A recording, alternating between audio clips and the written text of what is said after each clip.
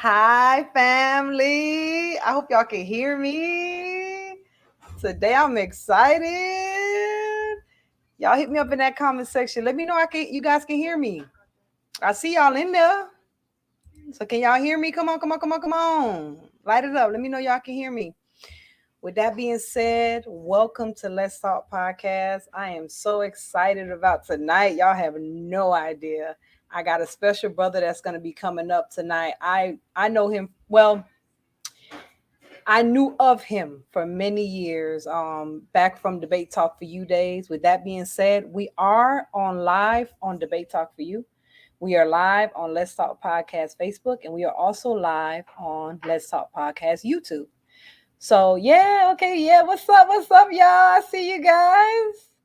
So I'm glad you guys can hear me. Thank you for confirming that. Thank you. Now, if you're on Debate Talk for You, welcome.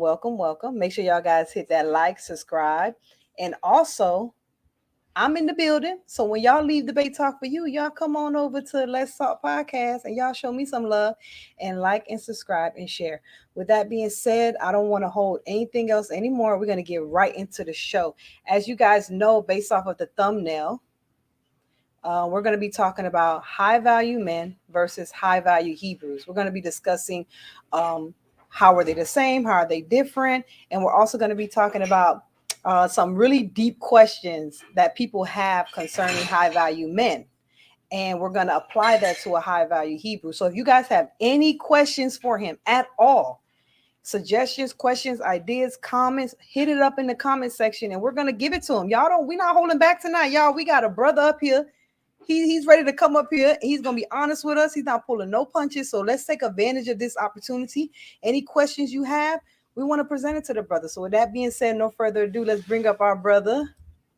All right. What's up, Robert Reed? Hey, how's it going? How's it going? Good, Shalom. good. Good. Why don't you introduce yourself to the people? Well, I'm brother Reed, brother Robert Reed. Some people say Moray Reed. Some people just say brother Robert. I'm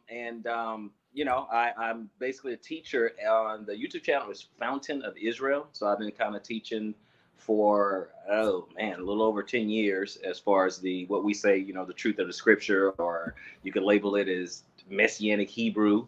And just want to say I appreciate you having me on. Good to be here. Yes. No, I appreciate it. Like, because I've been checking you out for years. And I think that you're a blessing. And I want other people to be able to also get blessed by what you have to offer today. You're a wonderful speaker. You're a man of integrity. You always come off good. The camera loves you. Right, you guys? The camera loves them. Thank you. The camera loves them, Yeah, right? thank you. So let's get right into it. So I'm not going to hold any more. So the title of the show is High Value Men versus High Value Hebrew. So before I let you even define what is a high value Hebrew, first I'm going to define what is a high value man. And what I mean by defining it, we're not going to go on Google. We're going to actually look at Kevin Samuel's definition of high value man. And this is why we're going to do it. We're using his example because high value man has been around for a very long time. Kevin Samuels did not just come up with that, but he did plateau it and shine light on it. So once he came on the scene, everybody Sure. started saying it. So we're going to use Right. his words of what a high value man is. So Yeah. according to Kevin Samuel, there's a 6 things you need to have in order to be a high value man. The first one is money. You need to be able to earn. You need to Yeah. be earning at least 10K a month. And you can adjust it depending on what state you in. So I guess, if you live in a state like California, it's probably going to be more than 10K. You need to Okay. have the money for a certain length of time, at least 3 to 5 years. So that money you acquire, you need to have it for at least 3 to 5 years. Group acceptance, basically, you need to be and know other high value men. You can't be the only one in the group with money. The third one is networking. You need to be Right. able to have access to other high value men.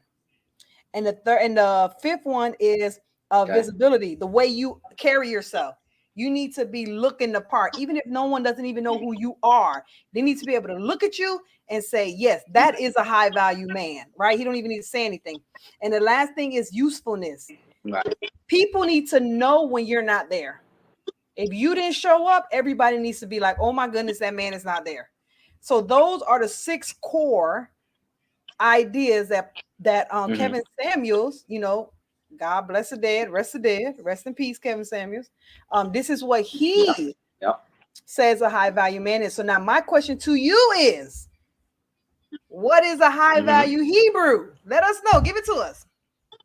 Well, all right. Okay, we'll get into it. I followed Kevin Samuels a little bit, and I had to go back on a lot of it on what he said. And by the time I knew whom Kevin Samuels was, he passed away like a year later, right? So I was following him while he was still with us, but it was only like a year. And so I got in the definition that you just gave was spot on. That's exactly what he said. And the difference is, if I can compare and contrast, one thing I want to point out is that Kevin Samuels only pointed out one component of being a high value man. And what I mean is that that's the financial piece of it, right? And for the most part, I do agree with his assessment of a high value man. But there are some caveats, and we'll get through it. We'll get to that as we go through our conversation here. But one of the differences is, to answer your question, is that a high value Hebrew, there's 4 components instead of just the one component, which is the financial piece. And let me just say what those components are. It's really the 4 C's. Okay, there's 4 C's when it comes to a high value Hebrew. Okay, and those 4 C's is capacity, conviction, character, and compensation. And the one that's very, very similar is the compensation piece, because that's the piece that Kevin Samuels talked about. Everything that you just laid out in his definition is the compensation piece. Okay, so we don't have to spend a lot of time on the compensation piece, because it is that. And if I just throw in my little bit of my 2 cents in there, it's the compensation piece for a high value Hebrew is wealth building. Okay, that's the compensation, Tom. This is still in the area of what Kevin Samuels was speaking of, right? So it's wealth building, it's acquisition of assets, it's debt reduction, bringing that down, it's creating passive income, it's owning property. A lot of men in our community, are actually buying land in the U.S. I'm not in the U.S. right now. I'm in the Philippines, but a lot of our brethren are buying property in the U.S. and homesteading and things like that, but still property, as we know, throughout ancient times, property has always been wealth too, right? So you have that compensation piece. Now, if I may just jump into a little bit of the other ones, and that'll give a clearer picture of the difference. Now, capacity is in a Hebrew man is growth and maturity, understanding and having growth and maturity, having skills, okay, having leadership. The usefulness, okay, part is in there. Resourcefulness, education. And remember, in our community, there's leaders in our communities. There's a lot that are useful because some brethren know other brethren. They can help each other. They have contacts and things like that. But just having that resourcefulness, and also that capacity is, if we look at like Ecclesiastes, to everything there's a season. Okay, time to live, time to die, time to be happy, time to be sad. I'm paraphrasing, of course. A time to be born, time to be born, time to die, things like that. My point is this: if you take, if you take like the average guy, right, and let's just say that guy is pretty laid back, pretty low key, pretty mild mannered, and something like that, right?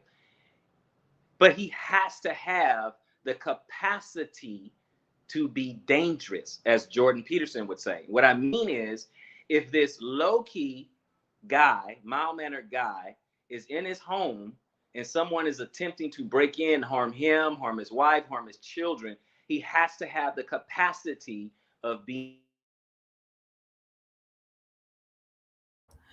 Come on, Reed, get that. Oh Lord, it was just getting good, y'all. Come on back to us. Come back to us.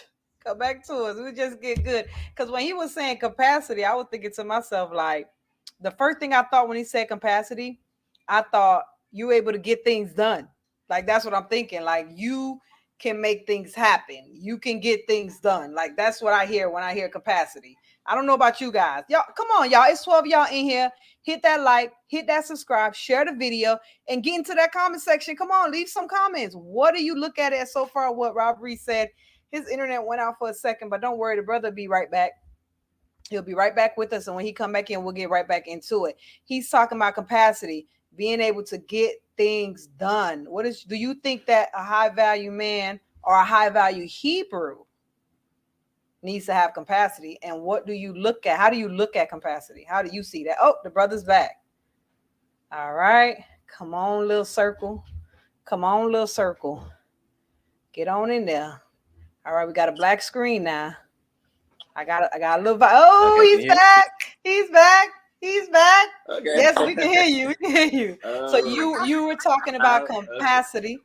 So go ahead and finish that thought. You were talking about if someone was to come into the home and put your family in danger, right, they got to be able to get on them. So be dangerous. Yeah. That same guy has to be dangerous. So the capacity, to be that. And also, let me go. Conviction. Now, conviction is where we come in. Our conviction. What do we believe?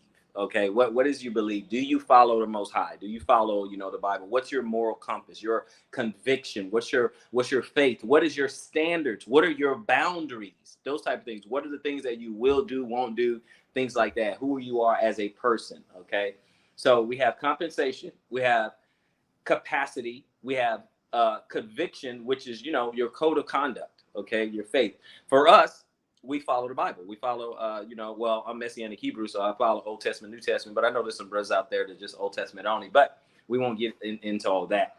And finally, that fourth C is character, being purpose driven, okay, being a provider, being a protector, being, patriarchal, it's being a problem solver, things like that, as far as your character, having some integrity about how you move and how you do things. So to land this plane, I'm talking about capacity, conviction, character, and compensation. And that's the difference between just being a high value man and being a high value Hebrew, those four components. So from my understanding, are you saying that everything that Kevin Samuel listed was limited and it was only focusing on the compensation end of having those 4 C's for a high value Hebrew?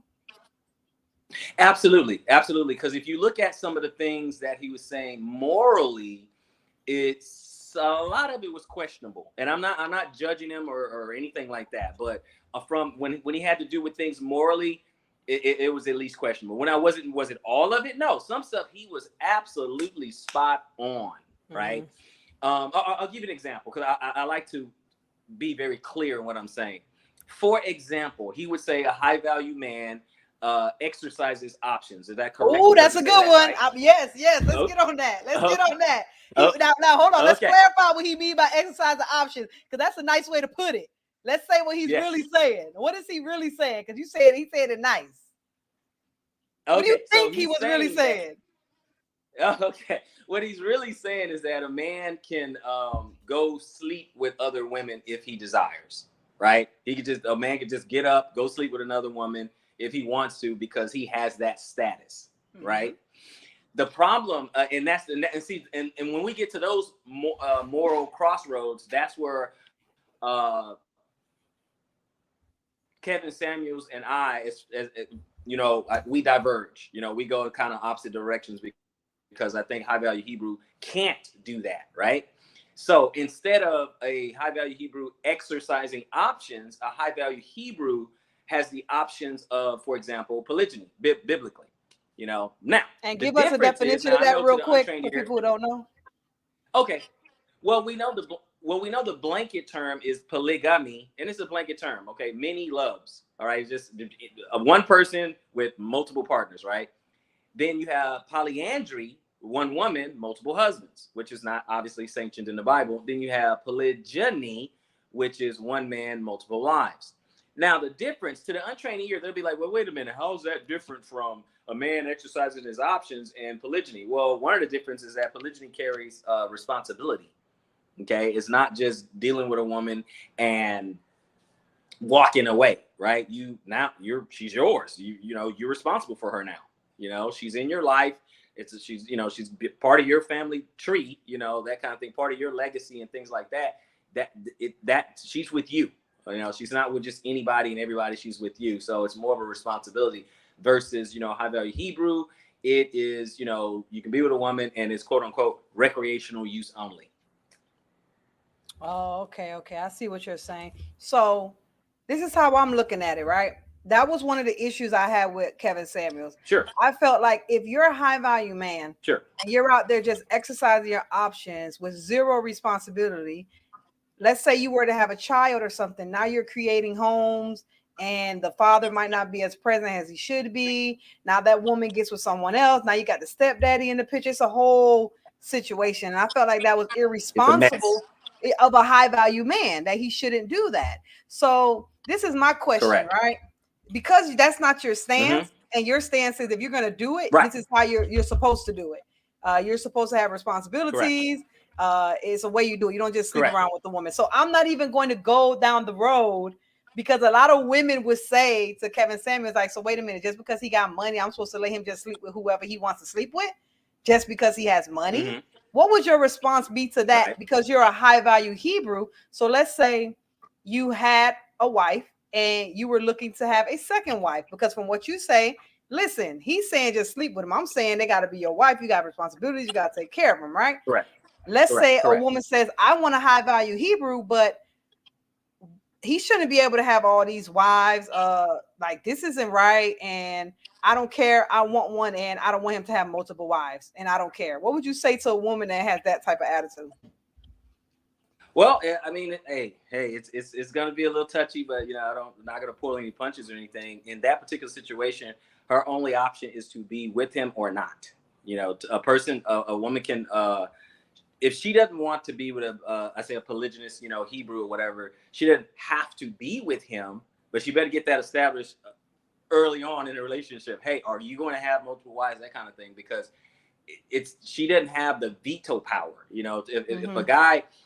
If you meet a Hebrew guy and he's doing pretty well, makes pretty good money, 6 figures, has his stuff together, stuff like that, and he's patriarchal, he's not going to come in and allow a woman to dictate what he can do, how he can move. He's just not going to do that. He's going to like, well, you know, what do you mean I can and can't have? Now remember, imagine this early on. Imagine this in the beginning of a relationship, right? He's going to be like, well, what are you talking about? You know, he's living his life, he's doing his thing.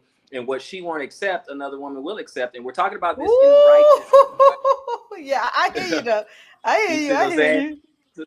So we're talking about it in righteousness. I'm not talking about anything wicked. So anybody coming in and be like, nope. I'm talking about everything above board.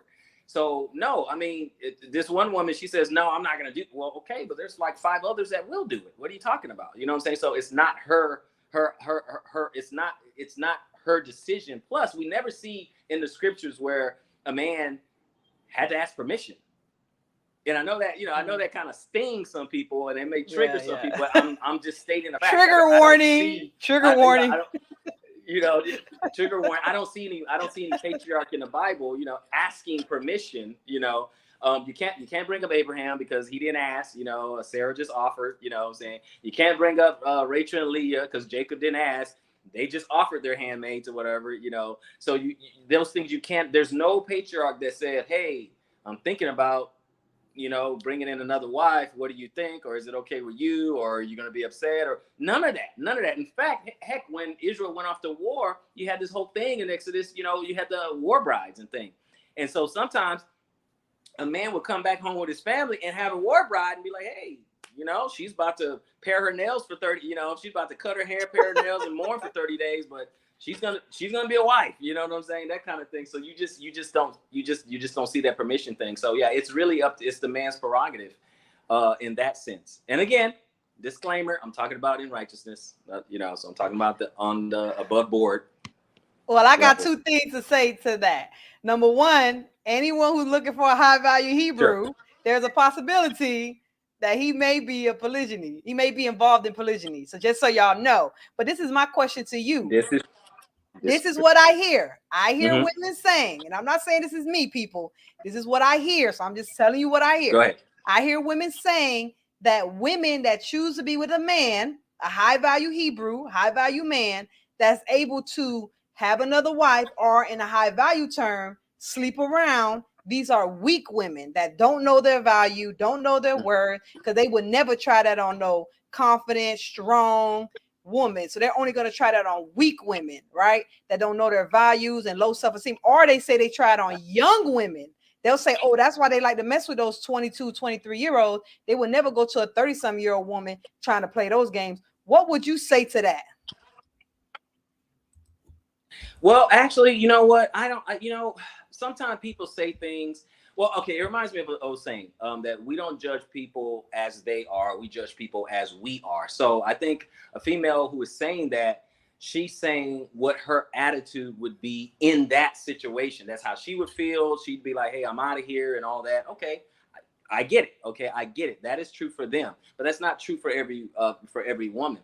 Besides that, this whole idea of high value and status and things like that, if we take this back to the secular world, it's constantly happening in front of our eyes in real time. What I mean is, if a woman, okay, if you have a woman and there is Dwayne The Rock Johnson or Idris Elba or Drake or, you know, whomever, any of these stars, right? And she has the opportunity to be with him physically, sexually, or whatever. They already know, it's no secret that they're sleeping with other women, and yet they still sleep with them. Why? Nick because Cannon. Their status is so high. Huh? Nick Cannon. Her status. Nick Cannon, exactly. Their status is so high. They already know these men, because their status is so high. They already know they're with other women. They already know this. So this whole idea, well, I wouldn't. I even had one. Sister, and I'll just say right now, I don't believe her, but that's fine. I had one sister, and I'll say, well, okay, well, like King David's like a high value Hebrew, you know. I wouldn't be with King David. I'm like, okay, first of all, this whole idea of monarchy, this kingship or monarchy and stuff like that, it's unreal to us, because we don't have any kings today that we actually have to live under their authority and stuff like that. Mm-hmm. But it's akin to a celebrity and a politician. Okay, David is like a celebrity and a politician, if you think about it. So you have to put it in today's standards, right? And if a person like this comes calling, not all, most women would answer the call.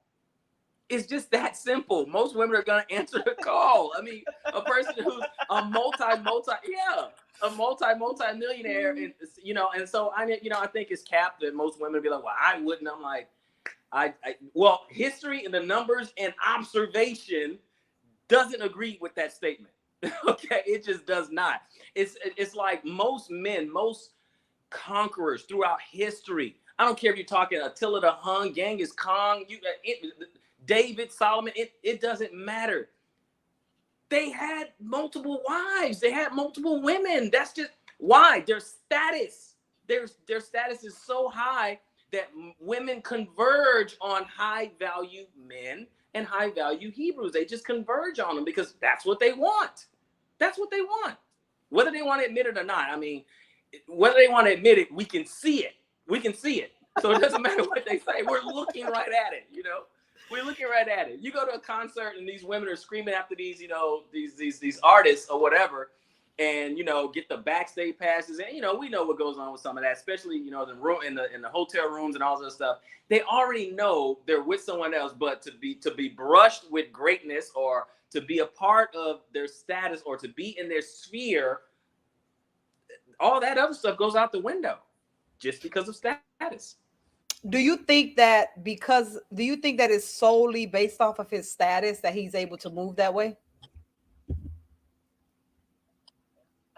What you mean, a high value man, high value Hebrew? Who's the he you're talking about? The high value Hebrew. Do you believe that the reason, or high value man, do you believe the reason they're able to acquire all of these women with no question, and they know what time it is? Like you brought up a few people. I brought up Nick Cannon. He got 12 kids, I think, like 9, 10 baby mamas. Yeah. And I think only one of them complained. The other ones seem to be pretty much content. So he's 1 for 10. He's 9 for 10. 9 for 10. So my thing is, do you believe that it's strictly because of his status that allows him to have this? Can you hear me? I think it's because what the status means and what it stands for. Okay. Yeah, I can hear you. Can you hear me? Yeah, it's just a little delay, but go. Can you hear me? Yeah, it's a little delay. I hope the sound didn't go out. Can you hear me? All right. So what I'm Oh, okay, great. Okay. Okay, so what I'm saying is I think it's what the status means and what it does. Okay. I guess from the female perspective, you're with someone, we can say this. He's definitely a provider because he has plenty of money. Now, I mean, what he's doing with his money, I don't know, but he's what 40. Last time I checked, he was like worth 40 or 50 million or something like that. Nick Cannon, that is. But it's what that status means. They become relevant. They become relevant. Hey, I'm with Nick Cannon. I'm helping bring forth his seed, things like that. I saw an interview where Nick Cannon said that. Hey, you know what? I'm dealing with other women. I want to have children. He said I forgot how many children he said he wanted, but he said he wants to have a lot of children. And, you do that for me, I'll take care of you. Don't worry about it. And they're like, hey, deal. Deal. I'm with a multimillionaire. He's famous. He's going to take care of me. And all I have to do is be his girlfriend and have his children. Deal. And it's just what it is. It creates, like what Kevin Samuel says, his status creates options. Sure, there's going to be a few women who'll be like, nope, I don't take that deal. But there's going to be more women that will take the deal. Now you're going to hear what the status affords him. You're going to hear a little pause. Same thing. Go ahead. You're going to hear a little pause because we're on a little delay. I'm a few seconds before you, okay? Okay. Understood. So now this is a question that I have for you because I have to ask the questions that the people want to know. So I know as a high value Hebrew, I already know what you're going to say. But for the high value men, if you had to say, does that apply for women? Do you feel that if a woman has the respect, the money, the finances, the access, do you think that a man would accept a high value woman to move like that? No, because but the reason why, because nowhere in history has promiscuity in a woman ever been rewarded or glorified, or no monuments has been erected to a promiscuous woman or anything like that. Is because the reason why is because status in a woman does something different than status in a man. And for me, I don't really think there are any high value women. I think there's high quality women. Okay, that's me. I know everyone doesn't see it that way. I think they're high. Don't get me wrong. I think they're high quality women. And because men have to build their value. They have to build their worth. They have to build who they are. Whereas women have to preserve their value. Okay. The lower the body count, the higher the value a woman has. Okay. So, but it's the inverse with a man. So when you ask a woman, and let me ask you, just from what you've heard, just what you researched, because you've been in this space a little bit, what quality or qualities does a woman want in a man? Could you list that, please? Well, we want a man that can lead. Okay. He's able to make certain decisions that will be best for the family. We want a man that can provide. He can take care of us and our children. And we want a man that can protect. When I mean protect, not just physically protect me, but emotionally, mentally, and even spiritually protect me from anything that may cause me or our children or our family harm. Okay. All right. And would you say some women want a guy who doesn't have to be, but for most women, they want a guy who's at least a little taller than they are, correct? Heck yeah, we want a guy taller than us. Okay. We don't want a short guy. Okay. We don't want that. Okay. Okay. Now, do most women want a man who's physically stronger than she is? Yes, we want muscles. Okay. So so he's a little taller, he's a little stronger. Do they want a man who's pretty smart, pretty intelligent? We don't want no dummy. That's gonna make us look bad. Okay. So taller, stronger, smarter, at least in some areas, smarter. So she wants someone who is superior to her. You said protect, provide, lead. All of those qualities, none of them a man wants. in a woman. So this her is true. value. So it's the inverse. Think about a high value man or a high value Hebrew. We don't want a woman who's a protector. We don't want a woman who's a provider. We don't want a woman who's necessarily taller than us. We don't want a woman who's stronger than us. Okay? We don't require a woman to be smarter than us. So everything is inverse. Everything's inverse. We don't want the same thing. And I know out in, modern society, modern women, things like, they want everything the same, but we don't want the same things. We don't want the same thing. You want a masculine man. Guess what? We don't want a masculine woman. But what do you say about women? What do you say about women that I hear women complaining and saying that the way that the men think is the problem? Because why would you not want a woman? Like I've heard women say, why would you not want a woman that already has children, that knows how to raise children, knows how to take care of family? Why would you not want an older woman who's already been experienced and knows certain things? Why would you not want a woman that's sexually experienced because she knows how to do certain things to please you, things like that? Why would you not want a career woman, someone that's intelligent and smart that can help you build? It's women out there that say, you guys say you don't want these things, but why would you not want it? Would that not build what you already have or help you more? Actually, no. First of all, and I know you're not saying it, but no, I'm not saying that's just shaming language. That's just yeah, I know. That's just shaming a man into wanting what they are or the situation that they're in, and that's pretty much not going to work. But there's a couple. It's problematic. That whole line of thinking that they have is problematic. Okay, one, as far as being promiscuous in ancient times before science jumped in and can determine who the father before the Maury show, who can determine who the father is. We had to ensure paternity. We had to make sure it was our child. So we don't want a woman who's promiscuous. Okay, that's one. Then two, once you get according to some of the stats, once you get past 4 or 5 sexual partners, a woman has a very hard time pair bonding. So now she can't even love me. Okay, she can't even bond with me. If you think about it, if a woman had, say, 20, 30, 40 men, okay, sexually or whatever, now her brain, her emotionally and mentally, is chaotic, right? And you don't believe men suffer with that? Huh? You don't think men suffer with that? Oh, not at all. Not at all. Because men can compartmentalize. Biologically, we can compartmentalize that. It could be two different things with us. It could be just a man can actually, in his mind, be like, this is physical. This is love. He can act. I mean, it's just automatic. He can do that, right?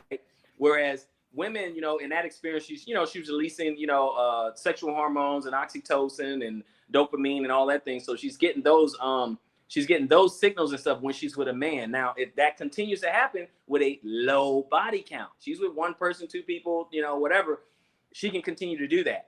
But when you get to, person number 18, person number 27, person number 38, who is she thinking about? Who she's focused on now?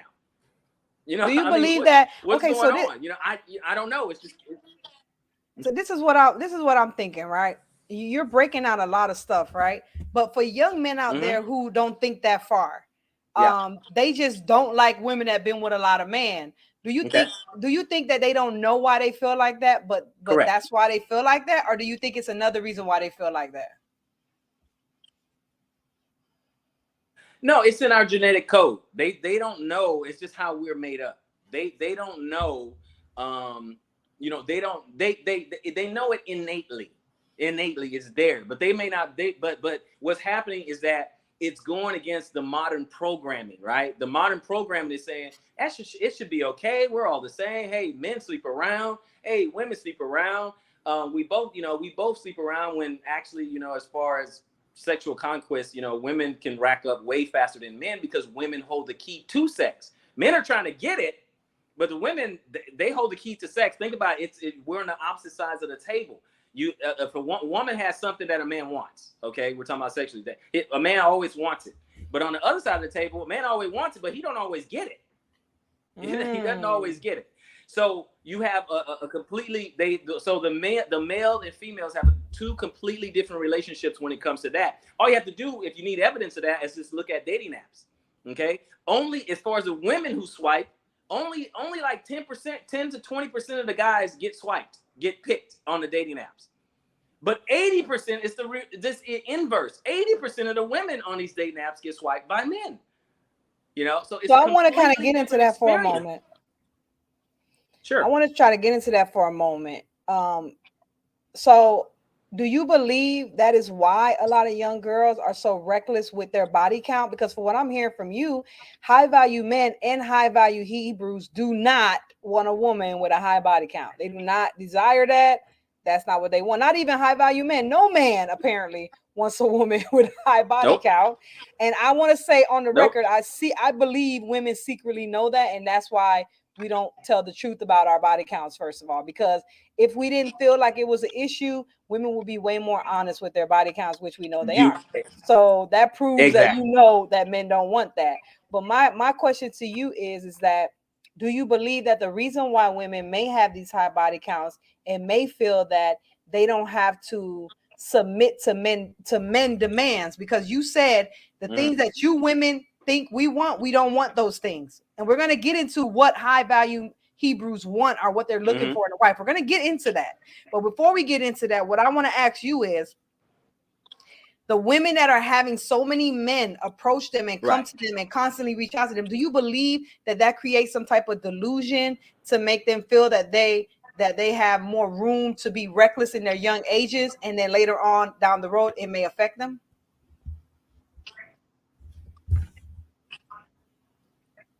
Oh, 100%, absolutely 100%. They are they were lied to. You know, I think of a lot of our young women, they were lied to, meaning that they don't know the value of their purity. They have that, you know, they could be even shamed for it. They could be in the middle of, you know, a group of women or whatever, and there you can have one young female who's a virgin, and she may get shamed by the rest of the group because she's a virgin. You know, so they've been lied to, but the results are the same. You know, they go out there, you know, they make bad choices. They don't know how to vet. You know, they don't know how to vet men, because I think what happens is this. Women, they don't realize that they have two lines of men, right? They have a line of men who is willing to sleep with them. They have a line of men that is willing to marry them. Okay, two different lines. Some of it converges, but the higher the body count you go up, the line of men who's willing to marry you start to exit that line. They start to leave. They're like, okay, this body count is too hard. You get your OnlyFans account. You're dressing provocatively on Instagram. You're doing, certain provocative TikToks, things like that. You know, men see that, and then it's time to go. It's time to go. It's like, okay, well, no. You start because you have a line that's recreational use only, and I'm not saying that's good. That's not good. That's bad. But they think they have one line, just men. Men want me. No, some men want you for sex, and some men want to marry you.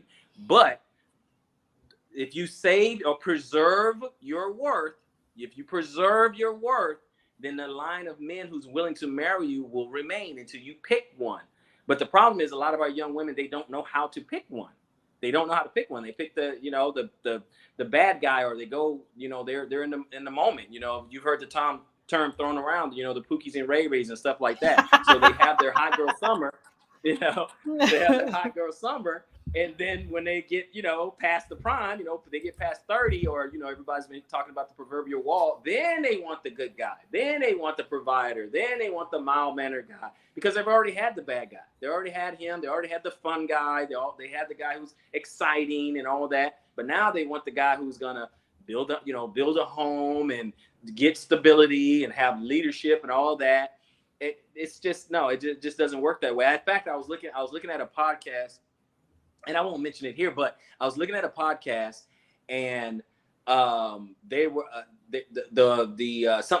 think two of the women on the panel, they were saying, well, and they were in their 30s, and they're just like, well, I don't understand why a man, why a man like you talked about earlier. You said why a man don't want a woman, who's a little older and a little more experienced. Why do they want all these young ones, these 24-year-olds and all that other stuff? Why would they want to do that? And then the person who responded was Andrew Tate. One of the things he said was, first of all, a man have to work hard to build his wealth. And the same thing for high value Hebrew, right? Same thing. We have to build our wealth. We have to acquire assets. We got to do all that. And guess what? At 18, we don't got it. At 21, nope. We don't got it. Somebody else, nope. We don't have it. Okay. We're trying to figure things out. At 25, we don't got it. At 30, nope. We don't got it. We're starting to figure it out. We get into our 30s. We starting like, okay, this is going to be my career. Oh, okay. I can make money on this. Boom, boom, boom. We're starting to get it. All right. Now we start to get into our prime, starting in our mid 30s. We're starting to get into our prime. We're starting to really hit our stride. Okay. Now the women in their prime are interested in us. But see, the woman who's saying it, who's past her prime, she's 35, she's 40 or whatever. Now she's like, well, why would he want a younger? Well, what are you talking about? When I was young, when I was 19, 20, you didn't want me. You wanted the older guy. You wanted the established guy. Now I'm the established guy and the younger woman wants me. You know what I'm saying? So no. Men and women don't hit their prime at the same time. Women's prime is like 18 to 25. And then, between 25 and 30, she's probably want to be married. It's probably going to be a good idea to be married. Okay. Be married, because you don't stay in your prime forever. But men, they start hitting their prime later, a little bit later, because it takes time to build, which is the reason why, if you allow me to land this plane, which is the reason why I say there are high value men, but high quality women. So a woman needs to take her high quality and attach it to the highest value man she can get and stick with him, stay with him. That's what she needs to do.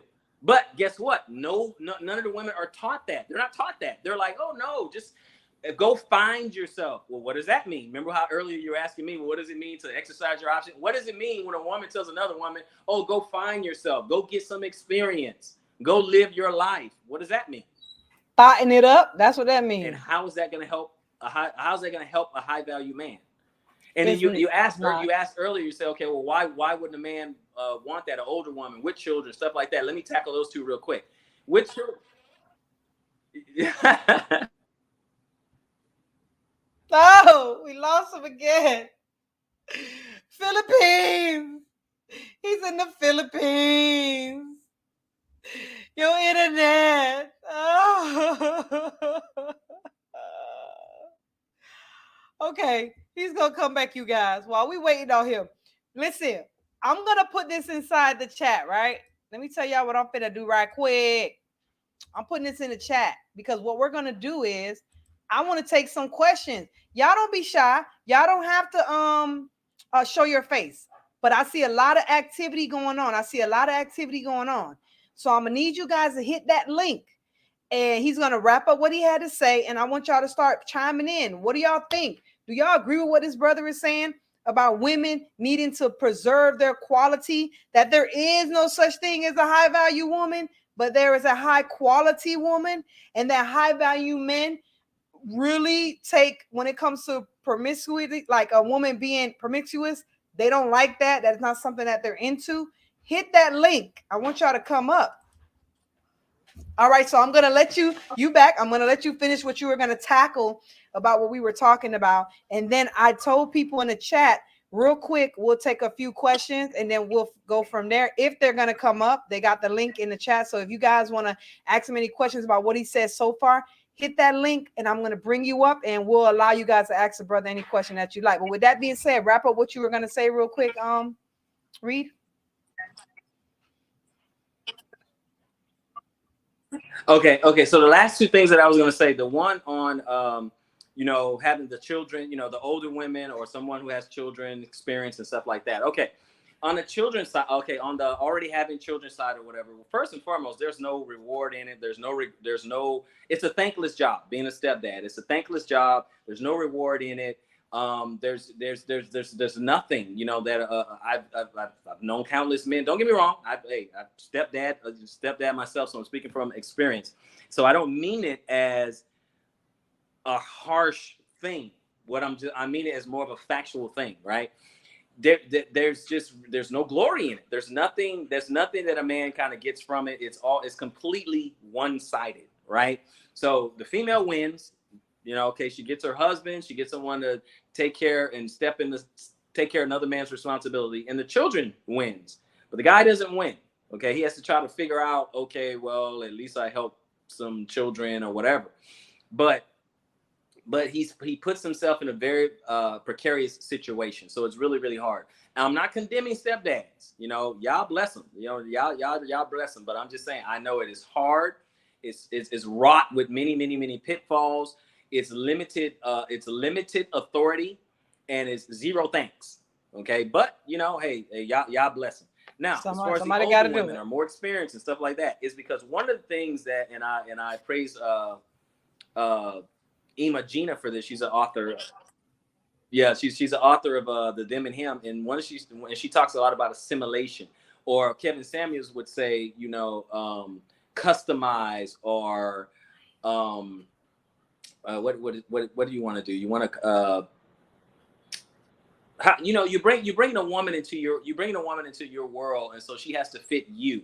So dealing with an older woman can be tough. I'm not saying it's impossible, but it can be tough because of all her experiences. She has all these different ideas that a high value Hebrew is not interested in. You know, it's just like, look, this is what I need from my wife. Okay, I don't need your experience from Michael, Joseph, David, you know, Kenneth. I don't need that. I'm different. You know what I'm saying? You know, it's like, I need a certain type of woman. These are my expectations. So a high value man or high value Hebrew is just not going to deal with it, because she has her own agenda, has her own opinions. And at the end of the day, if someone is a high value Hebrew or a high value man, the woman is looking to be on his program. The man is not looking to be on her program. So that's what I wanted to say about those two things. All right. So I got a few questions that I'm going to ask you regarding that. But before we do that, I want you guys to look at my background. Y'all see my background right here? Check out my background. Y'all see that? So right there, that comment, Truth Talk Radio. He actually made that background for the channel just to support us. So if anybody ever is looking for a background or some kind of graphic designs, go to his YouTube channel, get into his messaging, and send him a message and check him out. With that being said, let's get right back into the show. So this is what I want to point out. I want to address what you said, but I got to kind of go back for a second. I have to do this because a lot of these things I'm saying, a disclaimer, this is not my stance. I want to put that out there. But I can't have this brother come on here and keep everything one-sided. I have to bring to the forefront what other people are saying. And since we have an opportunity to have a high value Hebrew on the podcast, it's only right that I address certain issues. So this is what I want to say to you.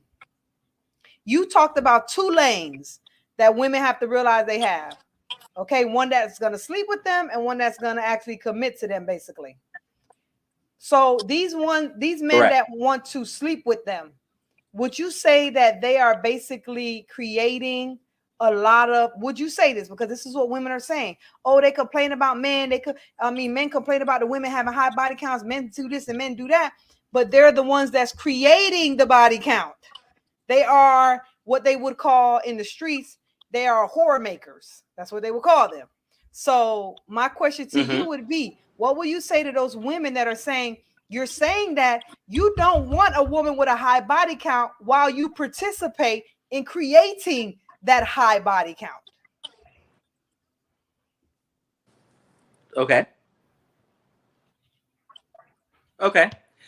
That's an interesting way of putting it, but that assumes that the men have the choice of whether or not they have access to the sex. Women hold access to the sex. So as long as you're standing there and you got two lines and you got men waiting to get in or whatever, nobody gets in unless they say so. So let's just go ahead and quantify it a little bit. Let's just say, and I don't want nothing too crazy. Let's just say you have a woman, she's standing there and she has two lines. She has 10 men on one line, 10 men in the other line. One line just wants to sleep with her. The other line just wants to, actually wants to commit to her or whatever. But everyone is asking for access to the sex. And she says no to all 20. How big is her body count? It's not. Oh, you said she says no? It's zero. Exactly. Yeah, she says no. She don't sleep with none of them. Her body count is still zero, correct? Zero. Yeah, zero. So how exactly? So how can men create the high body count if the women control the access to the body? They control the access at all times. And again, we're not talking about anything extreme, because people come along and they'll be like, essay, and I'm not even dealing with that. We're talking about regular people, nothing extreme, no crime, okay, no crimes being committed. So what I'm saying is that if a woman says no, he can't create, he can't contribute to the high body count. All she has to do is say no, or marry before you carry. If she marries before she carries, then what is the problem? Well, we have a question. I don't know if you can see it. Can you see the question on the screen or no? Because this brother has a question. Well, it's more like a statement. It's not a question. What would you say? What would you say to that? Hold the keys to sex.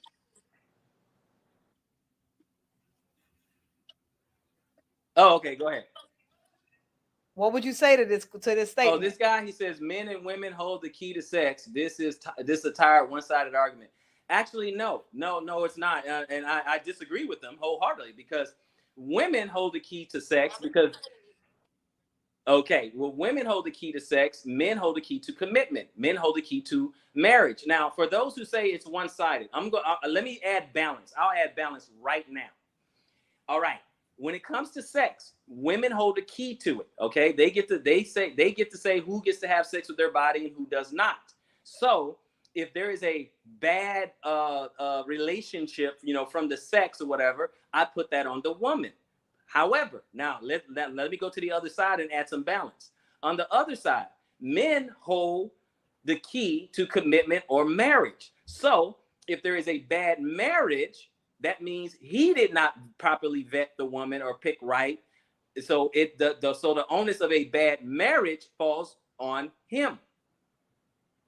Falls on the man. A bad sexual relationship is on the woman. A bad marriage is on a man. Even though both people can participate in it and contribute to it being bad. Okay, it can contribute. But what I'm saying is that on both sides, if a woman has a bad sexual relationship, meaning she's not married to him yet, she has a bad sexual relationship, things go sour or whatever, it's on her, even though he could have been a jerk or whatever. But in a marriage, if the guy chooses wrong and she's not marriage material, she's not a good mother, she's not a good wife, that's on the guy. He picked her. So just like the men can say for a woman, it's like, oh, this guy, he's trash, blah, blah, blah, whatever. You picked him. And the same thing for a man. If he marries a woman and it's, doesn't quite work out or whatever, I'm not saying he did everything wrong. I'm just saying he picked her. He said, will you marry me? So there's your balance right there in sex and marriage. Okay, so listen, you guys, I see y'all in the chat, like, tearing it up. The link is in the comment section. If you listen, you don't have to put a camera on, but we want to hear from everybody. Y'all can hit that link and come on stage. If not, we'll just keep bringing the comments up. So this is the response. Can you see it up stage? That the brother put up to I guess your response to what you just said about the balance. That there's a balance. That's what you said. Correct. There's a balance. Yeah, I mean, I understand. Okay, this guy is dealing kind of with a all or nothing. He thinks I'm dealing with all or nothing. He's saying, if a man says no, he can hold keys to sex or whatever. It's the same thing with marriage, sir. It's the same thing. If a man asks a woman, hey, will you marry me? The woman can say no. Okay, just like a woman can offer a man sex and a man can say no. But Robert Reed, the ultimate decision. He's up. So we're gonna bring him up. So all right, Ariel, what's good? There is a little delay. We can hear you, but there is a little delay. So you got to give him like a few seconds if you're gonna ask him a question. But the floor is yours. Can you hear me? Yeah, we can hear you. Okay, cool. Yeah. Yeah. First off, peace to the panel, Brother Moray, Christina, Brother Akeem, I believe. Peace to everybody on. And what I was saying in the chat pretty much was, if women hold the key to sex, right? and a man says no after women consistently throw themselves at him, how do they have the control to sex when he is saying no to the sex, which ultimately gives him the control to the sex because he decides who he lays down with?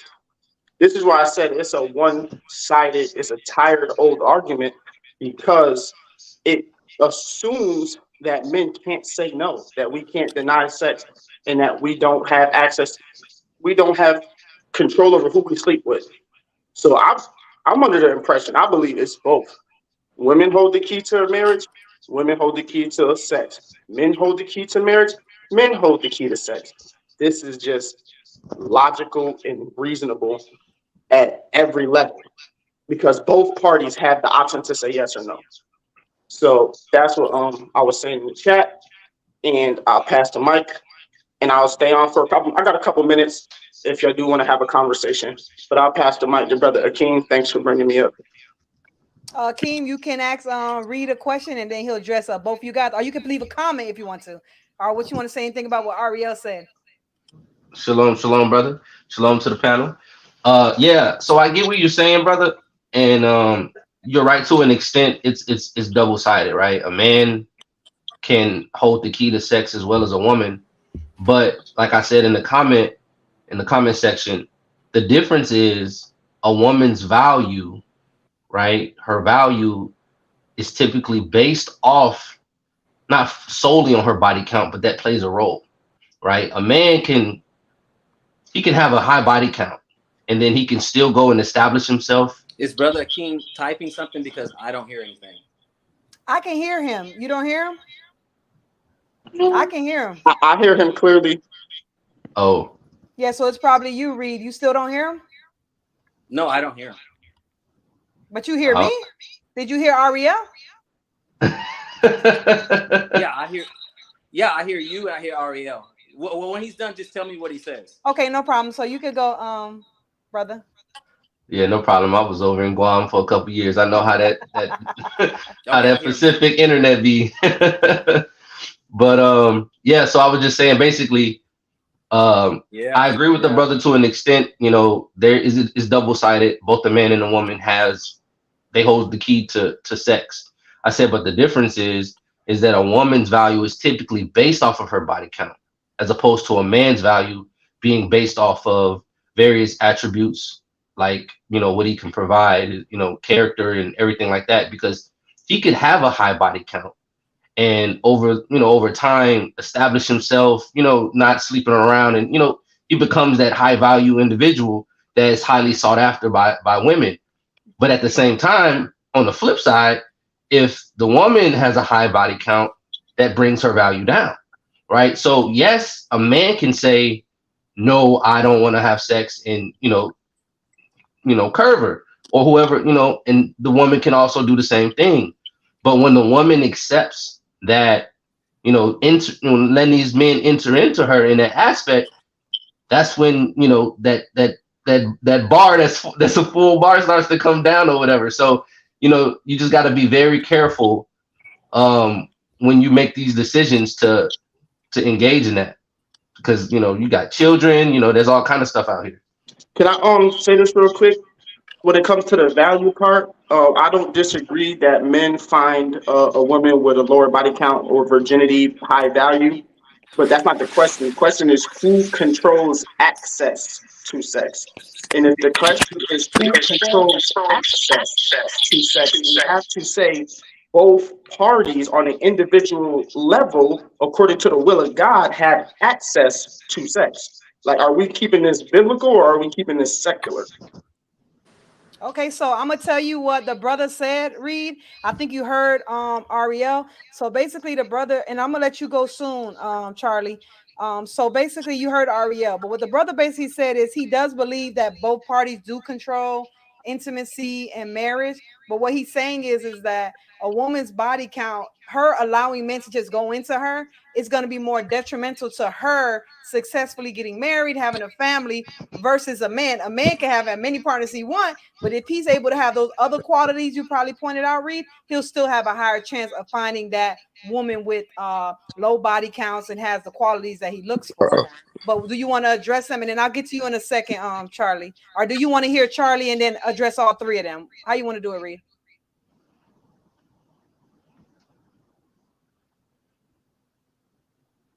He looks frozen.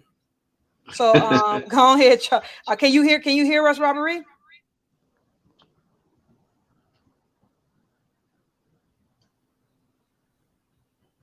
All right, so go ahead and go, Charlie. I'm going to take him down and try to come back, Reed. Can y'all hear me? Yeah, go ahead. What would you like to say? I want to say first by saying I think it's ideological vanity for us to consider equality as a 1-to-1 ratio, right?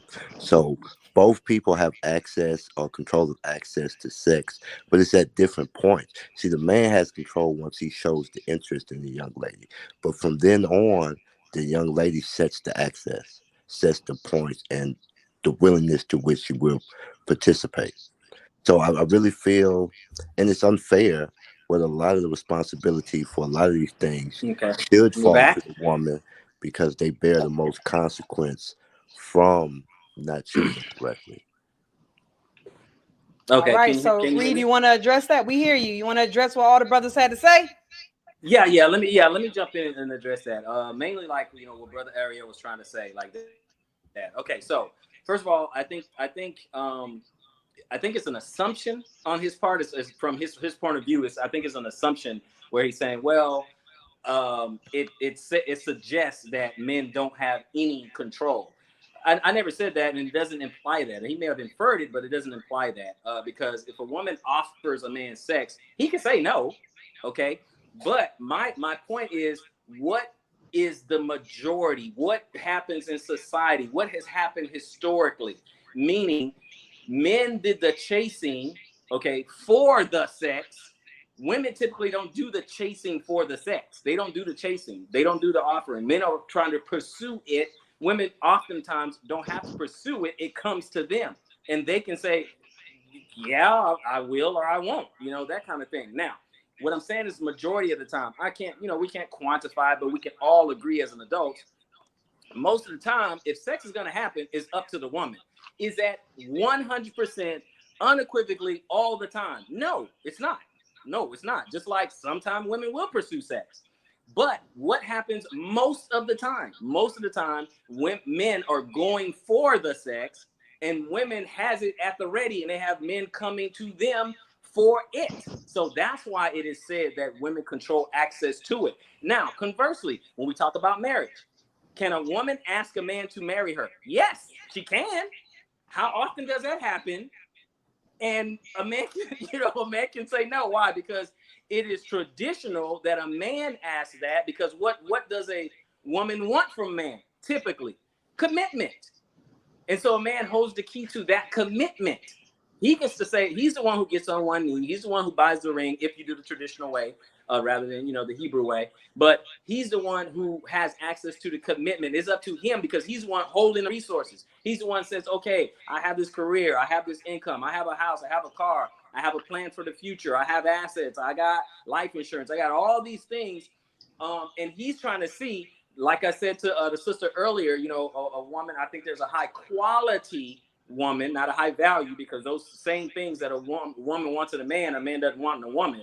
So if she is high enough quality in his eyes, then a man will say, yes, this woman is worth me investing my resources in her and investing my seed, my family in her. She's worth that type of thing. But again, that's on the commitment side, because the man's not trying to get with a woman so she can retire him or provide for him or protect him or anything like that, unless you're getting some philosophical, she protects his heart and all that. But we're not talking about that. We're being practical at this point. So again, I think the statement still stands. Women hold the key to sex because most of the time they're the ones being pursued for it. Again, can a man say yes or no? Of course he can. But it's a man's not waiting at the end of the, you know, unless of course he's extremely high value, not waiting, sitting in a chair and women are lined up, offer him sex, and he's like, nope, nope, nope, no. That is not true for the average guy.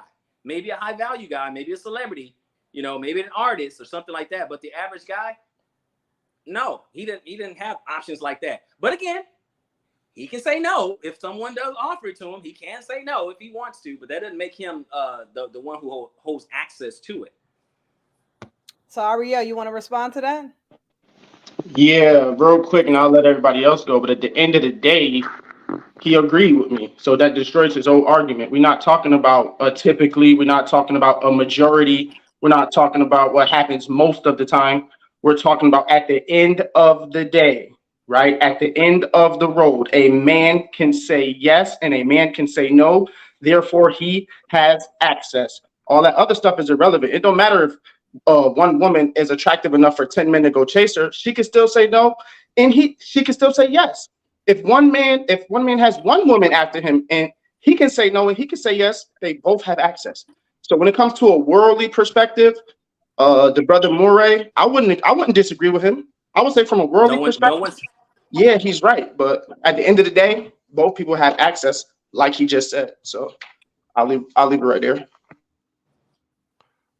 I would like to say you took a bad logical stance on that. What he was saying is intellectually he can't disagree with you. Men can say no, he can't disagree. But men don't see a woman and say, man, I want to marry her. Like that's all right. No, let me just quickly say no. Sexual attraction. That's what a man's looking for, you know, and it's a path of least resistance. It's scientifically proven. He's trying to do the least possible. Now, it used to be the standard. The least possible was to simply get married and provide for the woman. That's how you got the sex. But as time has gone and the value of sex has gone down, it takes less and less to have sex. They flooded the market. That's why the market has been flooded. So the market is flooded. So I agree with it. Hookup culture and casual sex is the reason for the decline in marriages and relationships. Okay, Reed, you want to respond to that? I want to hear what you got to say to this. Please tell me you can hear us, because I want to hear what you got to say to this. Absolutely. I agree with that. That I agree with. I don't agree with. I agree. I agree with the last brother. Hookup culture has, you know, ruined it and things like that. I don't agree with me and brother Ariel are not saying the same thing. I think he's arguing from an extreme. He's looking at an exception, and he's arguing the exception. Okay, I was talking about the majority, and I was talking about the majority because that was the original premise of the question. Okay, there wasn't. Well, are there any exceptions to the idea of a woman having, you know, having access or controlling access to sex? That wasn't a question. That was not the argument. Okay, so I said, what happens to the majority? I'm not going to argue an extreme. Anyone can find an anecdotal example of anything. Okay, so we don't do that. You know, we do it from the majority. Okay, where we can all see. We can all see right there. We're looking for that one exception just to make our argument. No. I go with the majority. Most of the time, a woman is going to control the access to it. Okay, because most of the time, men are hunting for it, and women already have what men want when it comes to sex. Okay, so and the same thing is true. You know, biblically, if a woman is promiscuous, you know, in the Bible, guess what? She's not good marriage material. Most guys don't want to marry her. You know, she's a virgin or a widow. Those are the highest value women in biblical times. A virgin or a widow. That's it. So, Brother Hakeem, I'm gonna get to you, Ariel, in a second because I know you gotta go. But let me let Brother Hakeem real quick say something. Then Ariel, you jump right in because I know you gotta go soon. No, I get where the brother's coming from, but which brother? Yeah. When you say, well, who do you get? Do you get what Ariel is saying? Do you get what Reed is saying? Like, who are you getting with? Well, I get what Ariel is saying, but I understood the premise of your original question and why Brother Moray answered the way he did, and I agree with what he said for the most part. And so it's sad. Like I said in the comments, it's sad because society has put so much emphasis on being promiscuous, right? Oh, be sexually liberated. You got people out here that's just sleeping around, and then you ask them about it, and they wear it like a badge of honor, not realizing that every person that they add to that body count is bringing their value down, right? And so with a culture like that, it's difficult to try to instill these principles and values in these young women as they are in their prime, to show them like, yo, you have value. You should value yourself. You are a queen. You are a goddess. You know what I'm saying? Like, you should, be carrying yourself in such a way to promote humbleness and modesty. And those are the things that the high value men, high value Hebrews are actually looking at, right?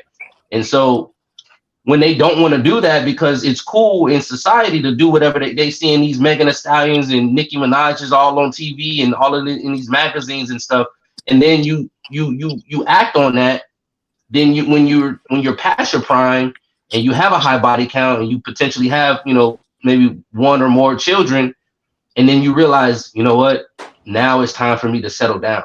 Now it's time for me to want marriage, to want commitment, to want that high value man. And then you're discouraged and and kind of upset when you're not getting what you're wanting, and they don't find you valuable at that point when you could have had that. But I do think that maybe 60% of women that have fallen into that category has been a victim in a way, and then 40%, obviously just did what they wanted to do. But that's just my little 2 cents.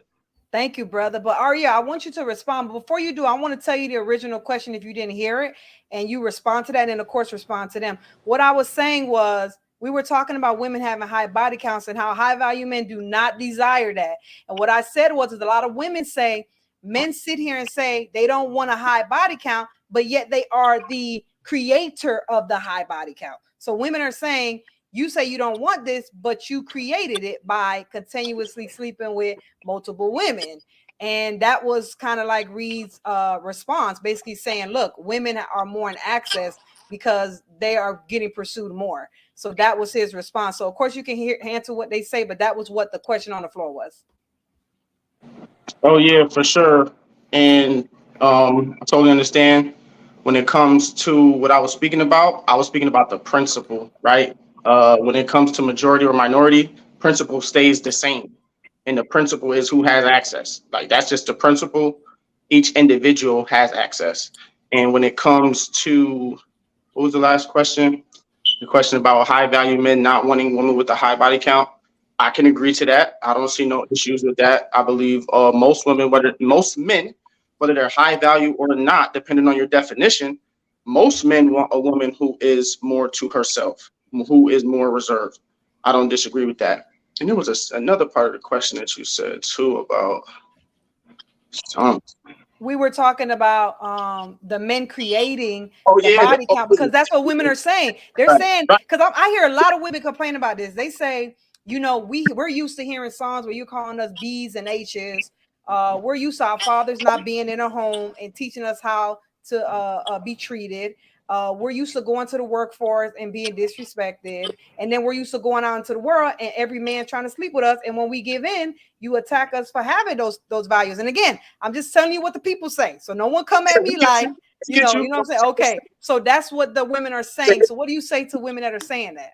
I get it. And those women are correct. Men are hypocrites. If a man is sleeping around with multiple women and then say, oh, I want a virgin, he's a hypocrite, because he's acting, he's not. If you be that what you want, right? So if you want a virgin, if you want a reserved woman, you be a reserved man. You keep your virginity, right? So men are hypocrites if they out here sleeping around with multiple women and then say, oh, I want to marry a virgin. It's just hypocrisy.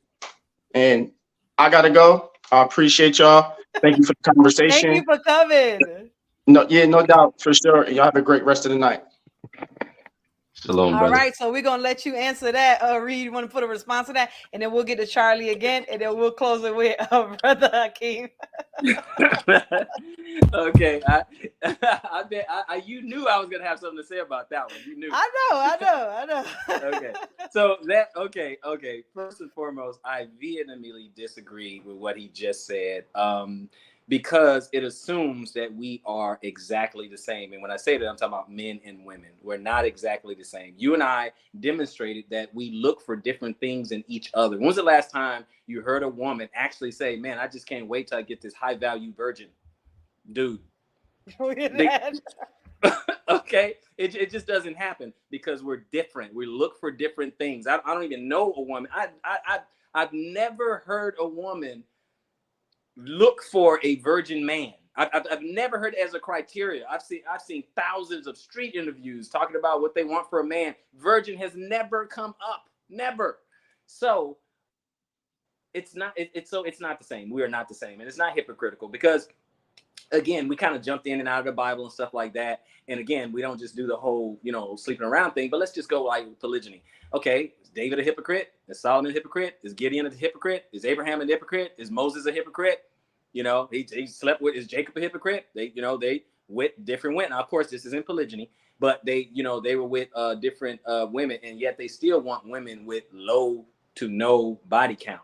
Because that's how we're wired. We're wired that way. Women are not wired that way because we see, and with our own eyes, through our own observation, that women do not parade around saying we want our men to be virgins, because that's not what's important to them. But you hear men saying we right.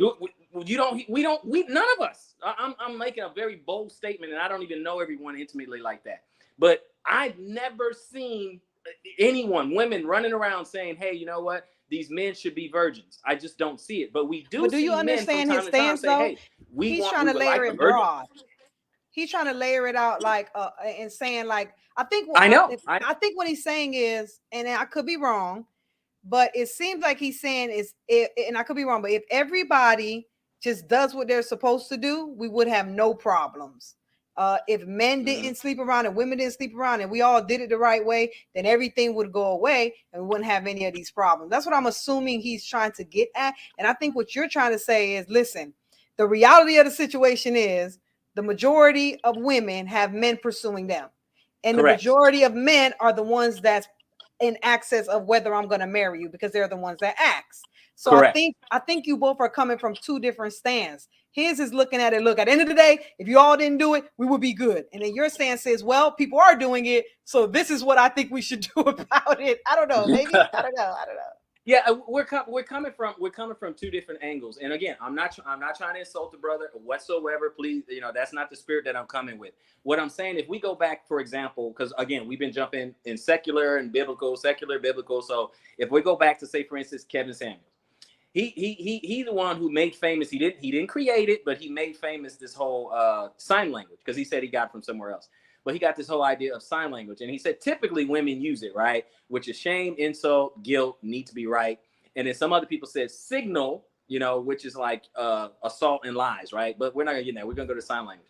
Now, I'm making a point, and I'm being broad, or I'm speaking in generalities or whatever, because that's like if you take a statistic class, that's what it is. Majority rules. So what you laid out was perfect. It's exactly how it is. The majority of women, most of the time, they're going to hold access to sex. The majority of men, most of the time, is going to hold access to marriage. Okay, so either he's deliberately skewing what your question was. He's deliberately skewing it, and going to the need to be right, just to make a point, because I think he understands what we're saying. I never said that a man cannot say no to sex. I never said that. Of course, everyone knows that. Everyone, you can say yes, you can say no. Everyone can say yes or no to sex. Everyone can say yes or no to marriage. But now that is like a no duh statement, right? That's like, okay, yeah, that's what we've been doing. But what gets people, what triggers people, if you notice, is when you say, okay, majority is this way, majority is that way. That's what triggers them. That's what gets them. It's like, well, yeah, I guess that's not my fact. That is not Maury Reed's fact. That's just life. That's just how it is. Most women control access to sex because men are pursuing it, and most men control access to marriage because women are pursuing that. They want the commitment. They want to be taken care of. That type of thing. So I get the question, and I'm answering it in general and broadly as possible, deliberately. So Charlie, what do you want to say to that? And then we'll get the brother Akeem. I just want to say appreciate to the panel, and I just agree more with Mr. Reed than I did with Akeem. I forget his name, but it's just because we lost the separation of the differences. You know, we value different things, we seek different things. I think if we take the time to celebrate that, and actually, and the problem I had with his stance was this ideological. Like you said, if we fixed all the problems, there wouldn't be no problems. And that's just not a realistic way to live in life. You have to deal with the reality of the situation. And the reality is, if women said no more, it'd be less body counts, it'd be more emphasis on relationships, and it'd be better outcomes. We could tell men all day, stop trying. But if the access is easy, we can't fault the fact that it is one guy with 9 baby mothers, while it's another guy with no kids. Sure, he's trying. So I feel like it's because we don't celebrate these differences. It's because women aren't being taught what to look for. You know, I don't really agree. I don't get to the high value and low body. No man wants a woman with a high body count. You know, because it shows sexual irresponsibility. And I feel the argument becomes, don't hold me accountable for that. And like I said, that's just not realistic, you know. But I appreciate you guys listening tonight. And thank you so much for hitting the link. I appreciate that. Because I like when people, you know, people be in the comment section saying stuff, but we want you to come up and say what you got to say. So, what you got to say? You on a hot seat. All right, brother Akeem, go ahead. What you want to say to what? One more time, hear from you about what he said about, because I'm not gonna lie, when Ario said it, I was kind of like, okay, it kind of makes sense what he's saying. But then when Reed pointed out, but this is why I'm saying this, I was like, oh my goodness, I'm confused. I got you. And that's what I wanted to do in closing, was to basically answer your original question in a practical way that I think Brother Moray was basically trying to get across, right? Well, you did an excellent job, brother, by the way. But I like, if I give a personal, not a personal example, but just break it down in like a example, I think it'll kind of make it more clear for the people who watch it. So basically, you said that women are saying that we are contributing to the body count. So don't complain about it. Don't complain about it, right? But here's the thing, though.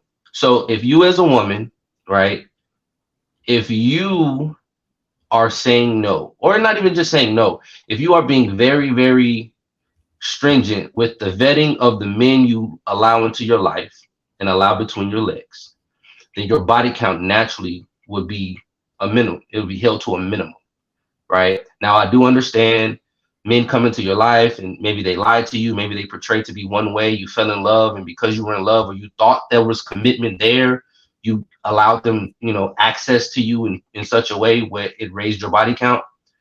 But at the same time, we all have, men and women, have to take responsibility and hold ourselves accountable for the decisions we make. Like the brother said earlier, you chose this individual. That individual chose this individual. So at the same time, if you are like, and I'll tell you from a fact, I've seen women in my own personal life, from my experience, that were easier to get access to. And then there were women that were more, that had higher standards, higher values. And I had to work to show them that I was, you know what I'm saying, committed to even get to that access. If a woman literally lays down the law, like, look, this ain't what that is, I'm not playing no games, then the men will follow suit to be like, okay, this is really what, you know, she's really about it. And then they will follow suit, and it'll keep the body count to a minimum. So men, we need to, you know, from a man's perspective, we need to stop trying to just have sex with anything that moves. Stop being so thirsty. But at the same time, that responsibility also falls on the sisters to be able to say, listen, I am a high value woman, high quality woman. This is my standard. If you don't meet this standard, then there's no way or no chance of this ever happening.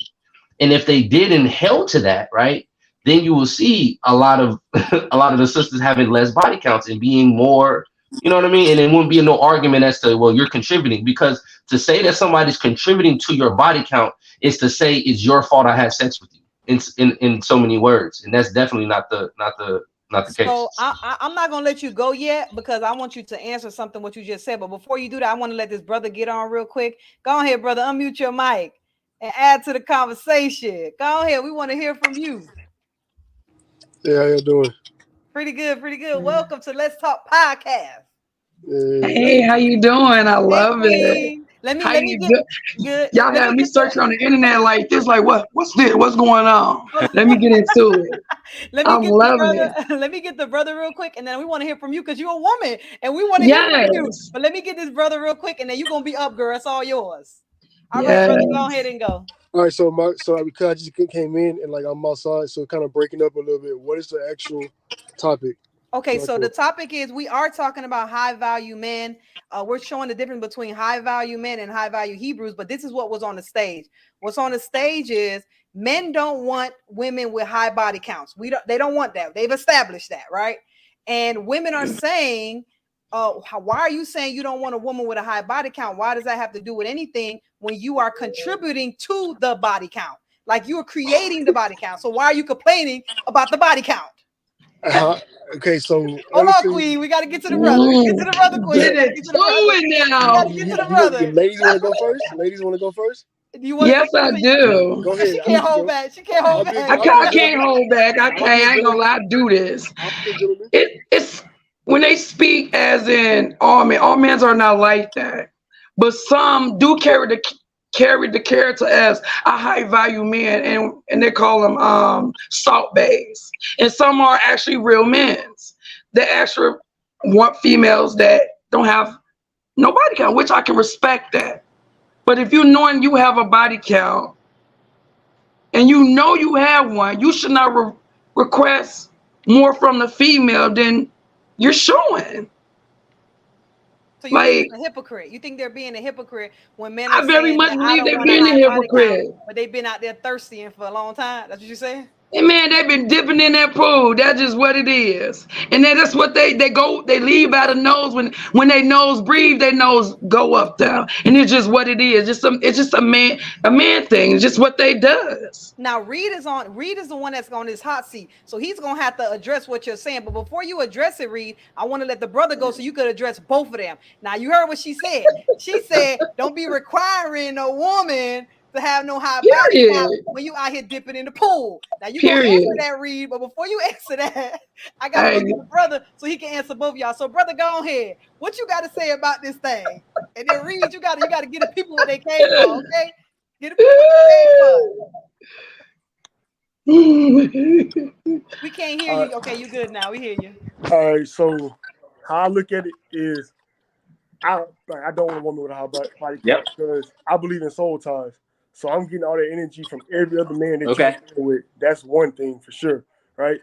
And also, I don't know. I just don't want somebody who's been touched by everybody. Because, like, I agree. You know what I'm saying? Now you're going to be comparing me to all these other men. You know what I'm saying? So I don't like that. And honestly, although a lot of y'all say we contribute to it, but at the same time, the women, we can't get it if you don't give it to us.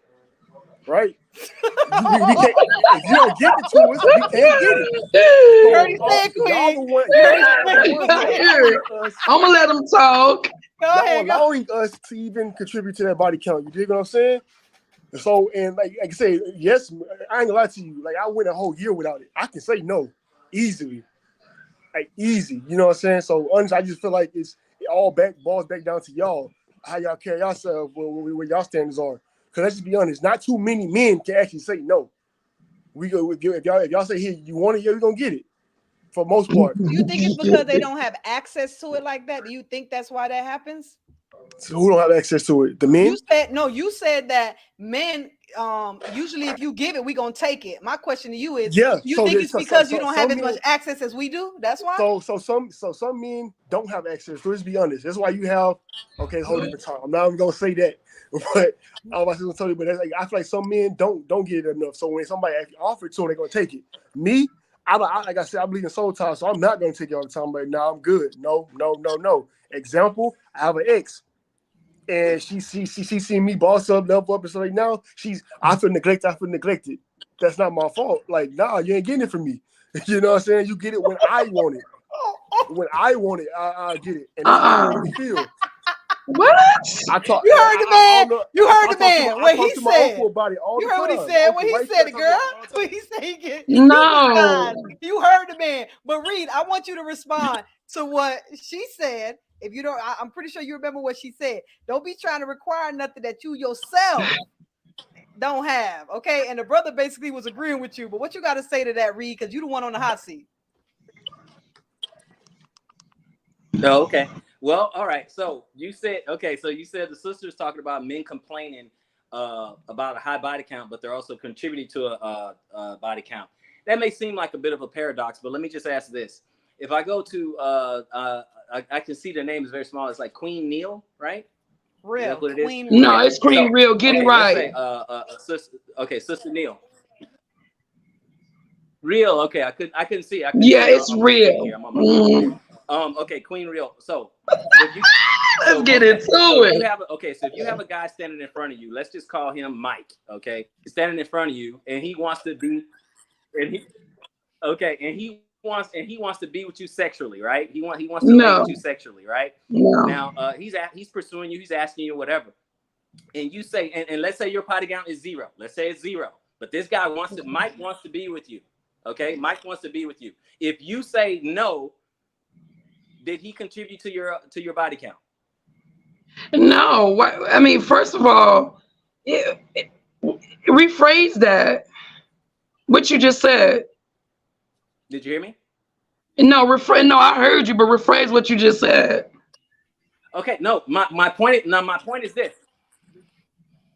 Okay, here's my point. My point is at every turn when it comes to sex, at every turn, okay, a man has to get permission at every turn.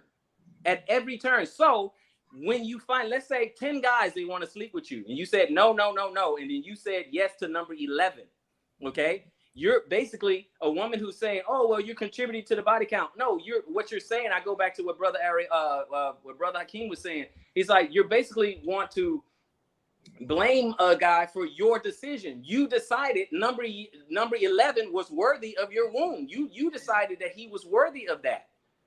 You said no to the first 10. You said yes to the 11. So who has? But you can't blame all females though. Let me hold you right there, right? I agree to disagree with you, but some females are like that. If I'm attracted to you, I don't know about most females, but me, I'm more attracted when he more as a man. I ain't gotta touch him. That's sexy. If I choose to give myself to you, it's because that shit's sexy. I ain't gonna lie to you. Like that shit's top of the line when you doing your man shit. I don't give a fuck what you done bought, because that's your past, baby. I can look past that.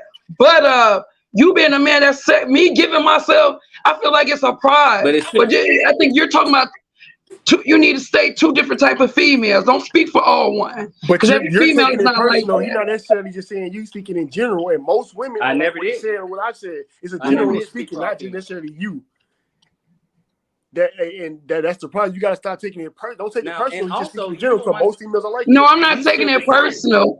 I'm just saying how is this how I saw it. Hold on. Listen, you guys. Reed has a delay, so he doesn't hear you guys until like 5 seconds later. Just so you guys know. He's on a delay. Yeah, he's on a delay. That's why it seems like he's like taking long to answer, or he seems like he's under talking you. It's not that. He's on a 5-second delay. See, he's listening right now.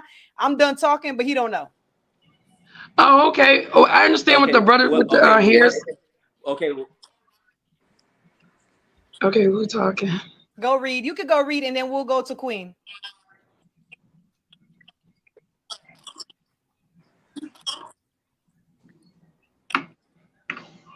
Okay, but at the end of the day, what I was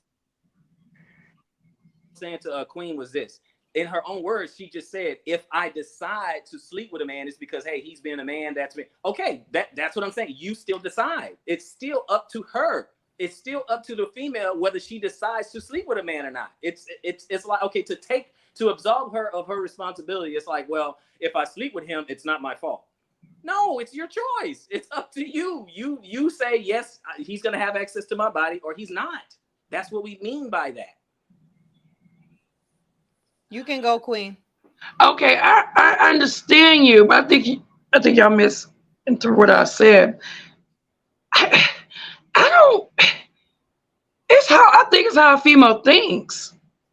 Okay, so I this mean, I think what they're saying I is rest the mic. they're saying, I think what the brothers are saying is that they're saying we're looking at a majority, right?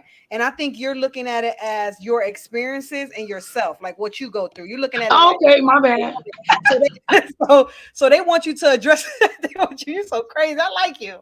They want Thank you you. to address it as a majority. So let's be honest. You're a woman, I'm a Okay. woman. I got 7 kids. I'm married and I don't put on 50 pounds. And I could tell y'all my DMs be full every day. Okay. My husband be right there in the picture and it don't matter. So this tells you how much access we have to it. Like it doesn't matter. We just have access. So the I understand now. The men are saying, listen, you have the access. Therefore, if you have a high body count, it's your fault. But the women are saying it doesn't matter if I have the access. At the end of the day, don't complain about something that you are also creating. Yeah, but that's not self-blaming. But then, if that's what you're saying, ain't she kind of like blaming him? Yes, that's what they're saying. They're saying. I'm just saying because they men. I'm coming from a woman point of view. So that she is him, but hold on, I gotta think straight for a second. I can't do it. It's okay. Okay, so we're gonna get like 5 more minutes with you guys on the panel, and then we're gonna let Reed wrap it up. But let's go to brother Akeem. You've been quiet for a while. Do you want to address anything the 2 brothers said and what the sister said? Yo, I love this podcast. But no, yeah. So I feel I get what you were saying, sis. I just think that you kind of just misunderstood what the question was, but I get what you're saying. They are talking from a more general perspective. Now. But, yeah, I do now. Because here's a reality, right? A man, you can even be like the best looking man, right? You can be the best looking in the face. You can have the most athletic build, most athletic body. You can have a $100,000+ salary, right? Mm-hmm. And you could still have to work to seek sex. You might have a few options, right, where you can just text anybody, right? But you still have to put in work to some degree. A woman could be no offense, I ain't trying to put all value on appearance, right? But this is just a quick little example. A woman could be huge, smoking 10 packs of cigarettes a day, bad breath, and I guarantee you there is at least 1 to 2 people that she can text immediately and say, "Yo, I want some D," and then they'll come over and drop it off. I'm just being real, like that. You know it's true. Let's just be real. You know it's true. We got it like that. You know that. So what we're saying, right? If you have that kind of access, right? If you do have that kind of access, and your body count is higher than you would like it to be, then that means at some point, from whatever the situation may be, at some point you decided to allow that individual in between your legs to get that body count. That's all we saying. And that we typically as men don't like women with higher body counts. Well, not all men, but majority of men, right? I'm going to say real quick. I don't know that feeling though. So hold on, let me brother say something real quick, and then we'll get to you, sis, because he's been quiet for a little bit. I have a woman in the Dominican Republic. She has 1 kid. Passport boy? Yeah, yes, ma'am. yes, ma'am. She has 1 kid. He's 1 year old.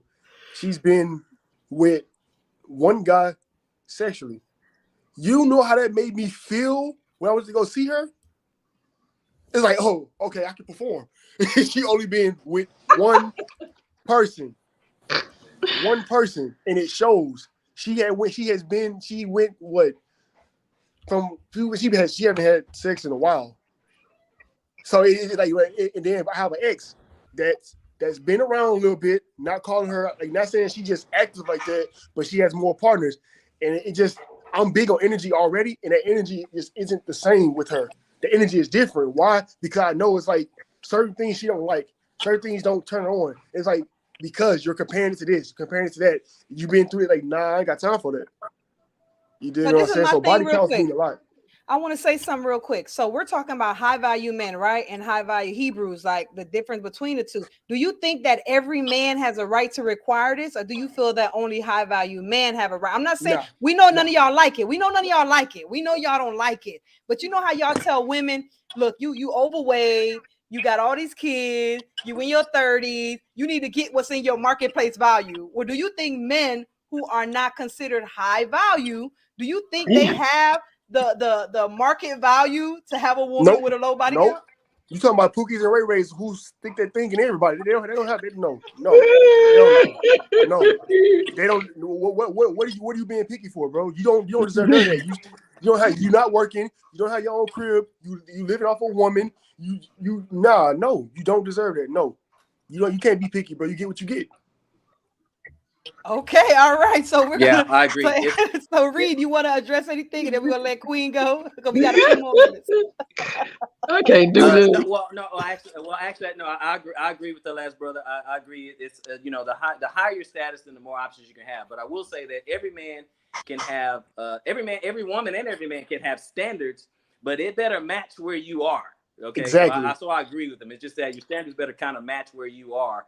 Otherwise, you have to look at your outcomes. You know what I'm saying? Because a lot of people, they can say, oh, well, I can have whatever kind of status I want, and if you, for example, with what the brother was saying, if I just give an example, if you're a woman and you're single, you got 5 kids, 4 different baby daddies, you're 42 years old or whatever. Oh, I want a high value man. Yeah, you can have that standard, but your outcome is probably not good. Probably not going to get him. You're probably not going to get him. Conversely, if I say with a guy, like he's saying, a Pookie and a Ray Ray, don't have a job, don't have a car, don't have a home, don't have sorry for whoever name is Ray Ray. Kind of hustling, just trying to get by and all that. He can try to have a high quality woman or whatever, but he better adjust that standard. He can want is the highest quality woman he can get, but he's not gonna get her. He's just not gonna get her. So stay yeah, it's not just not gonna happen. I'm sorry, Pookie and Ray, they became the poster child for bad men. So sorry. They did. That's their name, Queen, I want to Queen. It's stuck. It won't go away. You're right, Queen. I want to get to you. I'll go after Queen. That's all right. So everybody who knows, there is a delay. I just want y'all to know, just for Robert Reed, because he's in the Philippines. So he's like, so he's a few seconds away. Y'all know, don't ask questions why he there. Okay, he's in the Philippines, he's traveling. Okay, the brother is traveling. Okay, make sure you bring out some coconuts. He's a few seconds behind us. But Queen, I want to let you go, but the brother's on here, and then I'm gonna get to you, girl, because you're my only girl on here, so you got to ride with your sister. I am. I want to hear. I want to hear from Stay on Fire Ministry, and remember, we're going to 9:50. So anyone got to come up now. 9:50. We're gonna let Reed give his last statement. So go ahead. Yes, I just want to say shalom to everyone in chat. This is a great topic, and I watch Maury Reed on the Shabbat on Saturdays and stuff. So nice to meet you, bro. But man, I want to say my name is Ray, y'all. So y'all kind of coming at me with the Ray. So I said that. I said it. I feel sorry for Karen and for Ray. I'm so sorry. I'm gonna speak as an ex-Ray, right? I identify as a Hebrew Israelite now, so I do believe we are Hebrew. So, but just to identify from an ex-Ray point of view, of a man point of view, coming from the ghetto and things like that, having a high body count, because I do. I'm confessing my sins as well. I have a high body count. And I could say it's on both sides as far as the men and women side. Being from the hood, we just didn't know better. So if you think about it, it's both sides. As a man, I was just trying to get some cheeks. To be honest, I was trying to do my thing, and then the woman, they wasn't raised better. A lot of us then wasn't raised without fathers. So we only knew what we see. I knew what I seen in the streets. So that's what I thought. I thought that was cool, just trying to hit every woman. And then a female perspective, she looking at me like, oh, he's cool because I was in the streets. I was doing my thing. So I'm gonna be honest with you, I got 4 baby mothers now with 5 kids. So yeah. And when my wife got I'm telling y'all, so I can speak from experience on this thing, and I could be honest. I gotta ask you something. I gotta ask you something. I gotta ask you something. And I'm gonna get to you, Queen, and then we're gonna get to Zadok, because y'all know we gotta Oh, wrap Zadok. Oh, wow. Yeah, we gotta get to Zadok. But listen, Ray, stay on fire, brother. So I need to ask you this, because it sounds like you agreeing with what Ariel said. So just so you know, what the women are saying is that men should not complain or have an issue with a high body count if they're contributing to that high body count. But our guest of honor, high value Hebrew Reed, is saying that women are in control of the access of intimacy. So therefore, it goes on them. Speaking of the majority, because at the end of the day, you could say, no, we just trying to get it. We access marriage, you access intimacy. So how can you say, oh, well, why are they complaining if they're doing it when you're the one that has the access to it? So what would you say on that? Because it seems like you're more on Ariel's side. I'm really on. It's like I said, it's really both sides, because you know the female don't understand, and the men.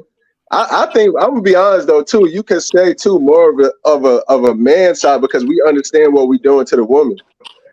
We know what we doing. I knew what I was doing. I gotta hear from you, Reed. Reed, you gonna have to respond to that, Reed. And I know I gotta get to Zadok, but Reed, you want to respond to what he said? Y'all know what y'all doing. Of course, yeah, I agree. I mean, I agree. I always agree that men are the pursuers in that. But I would have to ask, brother, Brother Ray, sorry about all the Ray. That's all right. After Brother Ray. Of all your sexual conquest, it goes back to this. Of all your sexual conquest, if all the women who you've been with, if they said no, what would your body count be? If they said no, what would it be? It would be 0 if they said no. Whoa. Hold on. So you were the pursuer in all those situations? You was the pursuer of the intimacy? You wanted it? You went out for it? Yeah, I wanted it. Oh man, you come to my crib. You coming to my crib, it's going down. Ain't no ifs, ands, or we. It's going down. I'm gonna have everything set up. You hear what these brothers saying? But Zadok, I gotta hear from you, Zadok. Come on now.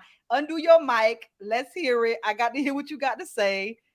Undo that mic, Zadok. Oh goodness. What in the sexual deviance and misguided feelings is going on here, people? Hey, salute. Hey, bless y'all. I ain't seen Rob Reed in years, man. Bless you, bro. Godspeed out there and what you doing, man. Shalom. He got a few Zadok, he got a few seconds delayed, but you could go ahead. Okay. Oh goodness. I'll say this, and y'all know my worldview is highly biblical. I think that it's kind of interesting because there's truth on both sides. You know how in the book of Hosea, the Most High said, I won't punish your daughters when they commit whoredom, nor your spouses when they commit adultery, because they themselves are separated with whores. I think that the truth of the matter is this.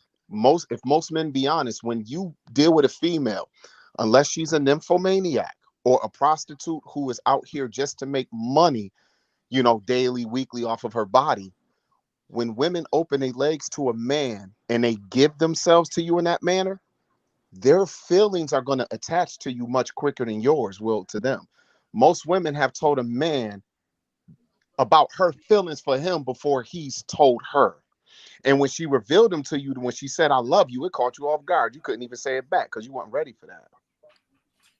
So I believe in that mannerism. We have to be honest that because we're created by God and because we carry this nature we have, there is something about the female we can't explain, brothers. They can't even fully explain themselves. It's like them trying to explain to you really what a menstrual cycle feels like. They just have them. And they can try to explain it to you, but we would just be sympathetic, not empathetic, because we don't have that experience emotionally nor physically. And so because of this reality, one thing I'll say is this, is that our body count, as bro was saying, it's indicative of where we at and where we from. It's high body counts everywhere. The wealthy got high body counts among the wealthy too. Yeah, so one thing that I think is the truth is this high value narrative. For some people, their high value is something that they aspire to be that they'll never be because their high value isn't their actual reality. So usually our value is it becomes tangible by where we are. Hey, I could want Rihanna, but I knew she was with Chris Brown, and now she got 2 babies by A$AP Rocky. Do y'all think it's happenstance that Jay-Z and Beyonce is together? Y'all think it's happenstance that Kanye West and Kim Kardashian were together? Y'all see that the value is predicated upon where they are in society and where they rub shoulders at allows them to meet each other and have this standard of millionaire with millionaire. A sister in the projects can say, my man need to have at least $1 million in the bank. All she wants. If she don't get out them damn projects, it's highly unlikely she gonna run into the dude who got $1 million in the bank. A brother can say he want a sophisticated, highly educated woman who's making about at least $250,000 a year. If he don't get off the south side of Chicago, it's highly probable he won't be with that woman. So that high value he has is just a desire. For some men and women, their high value is based in the reality that they live in as well. And so out in here, our high value, you look at a sister in the neighborhood and you just say, hey, my high value is I want a girl who not too clamorous. I want a girl who has ambition. And I don't want her to just have been too known in the hood where she done been with 4 or 5 dudes I know. If she could meet them standards, damn it, that's high here. Come on, girl, let's go. You understand what I'm saying? That's a good one right there. So what we'll do is, because we're going to have to close it up soon, so I'm going to let each person on the panel get 60 seconds to say their last statement, and then Reed, you're going to close out your last statements, and we might have to do a part 2 to this, you guys. Would you guys show up? If Reed decide to come back, would you guys come back? Would y'all come back? Yeah. Will you please? Yeah. All you gotta do is inbox me on Facebook and I'll be ready. Girl. We doing a part 2, y'all. We doing a part 2. Okay, Period. so brother Akeem, let me know, brother Reed. Brother Akeem, you go first. And Absolutely. We'll get the brother right there with the locks. He'll get in second. So go ahead, brother Akeem. You got 60 seconds. Give your final statements. No, this was a great discussion though, seriously. And the point you brought out, brother Zadok, I agree. Like if your definition of high value isn't matching what your reality is, then you probably reaching a little bit too high. But high value is it's in the beauty is in the eye of the beholder, right? Somebody's high value could be a certain status, a certain bank account amount, right? Or a certain moral character, right? Somebody have high value, they put more value in a man that's honest, that is a provider, that loves their wife, that will be loyal to their wife, and they don't care how much he make. He can make $10 an hour working at McDonald's, right? Yeah. And then somebody else's high value is they probably want the honesty and all of that in the loyalty, but then as long as they making $250,000 a year and providing for their material needs, and that's high value to them. So I just think some of this is subjective, but this is a good discussion. All right. Thank you for coming so much. If we do a part 2, you got to show up, okay? We got to come up. Neek, you got 60 seconds. Give your final statements for the panel. All right. So it's something that I can't see his name. Fire Ministry, I think his name is. Stay on fire, Ray Ray. Yeah, stay on fire. Ray Ray. It's something you had said. It's something you had said earlier about pretty much like some of us can't help because we're from the hood and we didn't have the father and the structure to know better. Pretty much what you was getting at. I feel like that right there is pretty much. I feel like that's just like an escape route because it's mind over matter at the end of the day, right? And for me, I didn't have a father. I was raised by all women, right? And the women I was raised by was going through abuse and all type of other stuff, right? And the men that was in their lives were drug dealers and so like that. So like, but me, I'm nothing like that. You dig what I'm saying? It's pretty much a choice that you decide to make. So still, again, it's a choice you made to do this or do that, right? And I just feel like a woman, she know her body's a temple at the end of the day. She know it go back to the choice again. She knows if she want to do it or not. I feel, and as a man, that you shouldn't be out here just doing all this extra shit, right? So it's just like overall, I feel like it still comes back down to choices. Where you from and really how you was raised only play a small portion of it from my beliefs because I went through not having a father. The most I had was my uncle. He was there when he could be, but he had a right to live. So I had to learn on my own and look at okay, that's not right, that's not right, that's not right. I don't need to be sleeping around here. I don't need to sleep around here. You know what I'm saying? Like, I understand at a young age that a woman body's her temple. So if I can understand that, why can't she? You dig what I'm saying? So I just feel like it all come back down to choices. decisions, mind over matter. It don't matter where you're from. You have the choice to do that. You know what I mean? Like that's how I feel about what you said with that. And I'm gonna let the brother respond. But real quick, brother, listen, make sure you email me. My email is let's talk podcast 55@gmail. Anyone who's on here, I enjoy the energy. If you guys want to come back on the show, I'm serious and chat it up. I want y'all to email me, email me, let's talk podcast 55@gmail. Give me your name, your number. I'm going to text you my name and number, and then we could find a good schedule for all of us to meet again. But thank you, brother, for that Set on Fire ministry. You got 60 seconds, respond to the brother, and then give your final words on the topic. Real quick, Reed, just put that in the community as well, her Gmail, and then I could take it from there. But to the brother point, I understand what you're saying, but you got to understand everybody's not you. I had to teach a financial literacy class, and I was telling them start saving $10 a day. And there was a brother in the class, and he was like, I got to do more than that because I got 7 kids. And then after that, I said, you got to understand, everybody's not you, brother. You know where you need to start at. So we got to understand everybody's not where you at. That's the same way in this growth, me telling people I'm an Israelite, everybody don't understand that. So, it is a growth process, though. Once you grow, when you know better, you do better. So once you know better, there's no more excuses after that. So we got to understand, though, everybody's not you. Everybody ain't going to get it because I didn't get it. I followed my father's path. I was in and out of prison growing up and all that stuff. And then once I got older, I realized I was facing an identity crisis. And then I understand the value of who I am, by understanding my nationality, understanding my identity. But everybody ain't going to get it the same way. Every female don't know her body's a temple. They don't know that. And that's not even coming from a religion standpoint. They just don't know that. They wasn't taught that. So you do have a choice. Once you get older, the choice is yours. But yeah, everybody's not you. So you got to realize everybody got their growth path, and we got to meet people where they at. And then now that we understand, now we go teach people to do better. We teach our women, our sisters to do better. But yeah, some people don't get it. But yeah, that was it. That's all I got to say. Some people just ain't going to get it as fast as you. So yeah, we got to realize that. Just meet people where they at. All right, so I got to let the brother respond to that. I know I said I was going to get the Queen and Zadok, but I got to give him a chance to respond to that. And also, y'all, like and subscribe. Please, y'all, help us Sister Owl, okay? Please. Yes. Share I'm putting you in my Facebook reel. Okay, girl. But go ahead, brother. Respond to what he said if you want to. Nah, I overall get what he's saying. I really don't have a response to it. Honestly, I'm not even going to lie to you. I don't really have a response for it. I get what he's saying. You do have to meet people where they at. I just view things differently, you know what I'm saying? So it's like I understand, but I still feel how I feel about certain things because it's like you still know what's right and you know what's wrong at the end of the day. You know what's right, you know what's wrong. You get a feeling when you know you ain't supposed to be doing it. I don't care who you are. Unless you got some type of mental issue, I personally feel like you get a feeling when you shouldn't be doing something or when something's just not right. You know what I'm saying? So yes, some people just don't get it. I understand that, but I don't know. I just feel like at some point, because for me, I even if I didn't understand it, something's not right about this.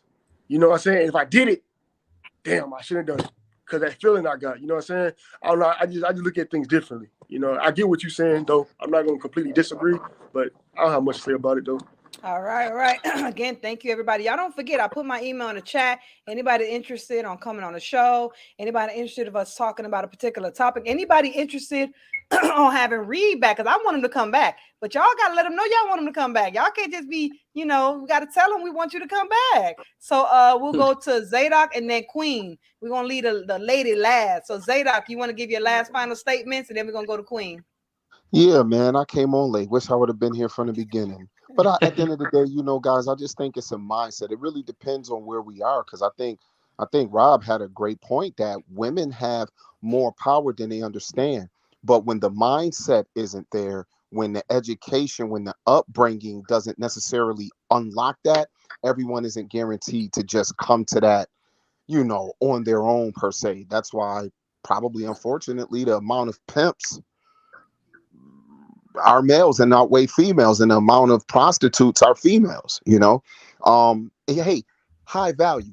You ever heard of a very wealthy male or female who run in circles of other wealthy people or people trying to come up, and for them high value is someone who doesn't want them just for their wealth?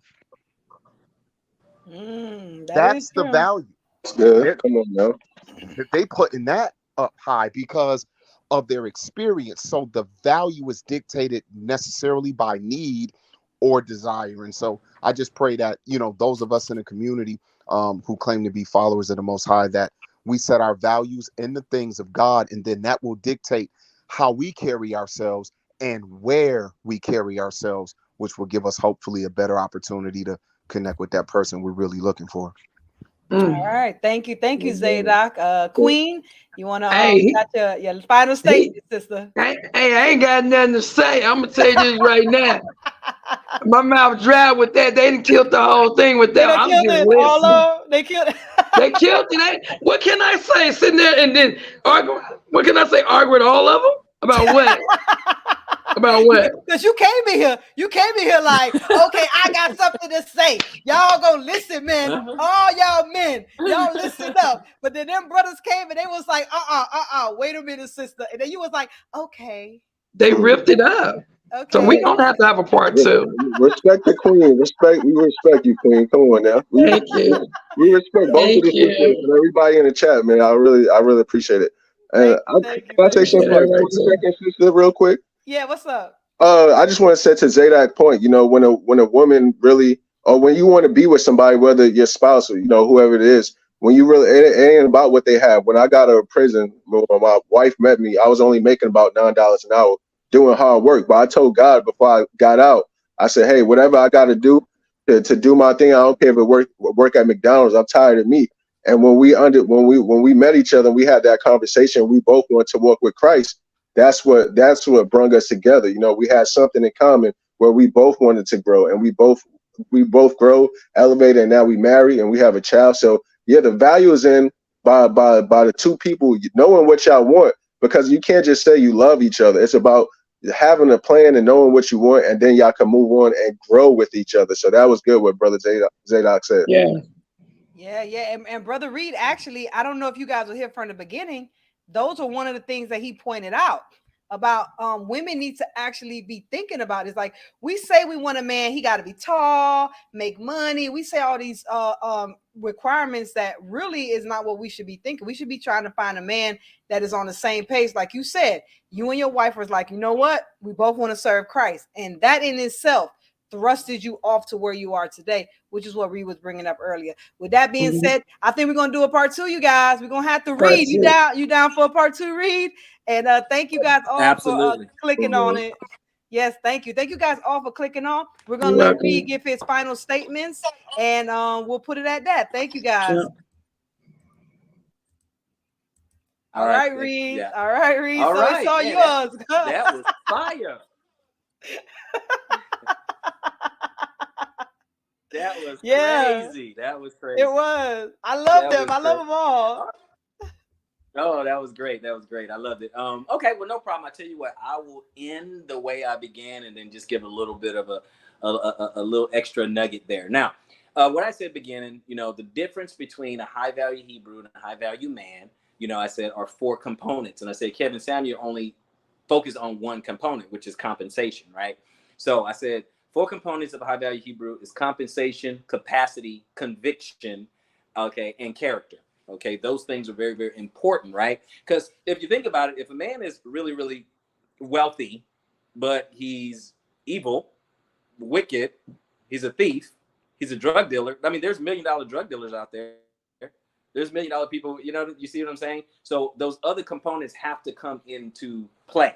So with that, you have those 4 components: character, capacity, conviction, and compensation. And then I say, if somebody wants to be a high value Hebrew, which is the reason why I even got into this particular space, is that it needs to be driven by 3 main imperatives. I always say it's pursue your purpose, protect your seed, and increase your value. Okay. And what I mean by that, okay, pursue your purpose is if you're talking about in faith, because people say, oh, this guy, he teaches the Bible, he's not talking about the Bible. Okay, great. Pursue your purpose is salvation, right? Serving the Most High, getting your life in order spiritually, because what does it profit a man to gain the whole world and lose his soul, right? So salvation is first. And then what are you born to do?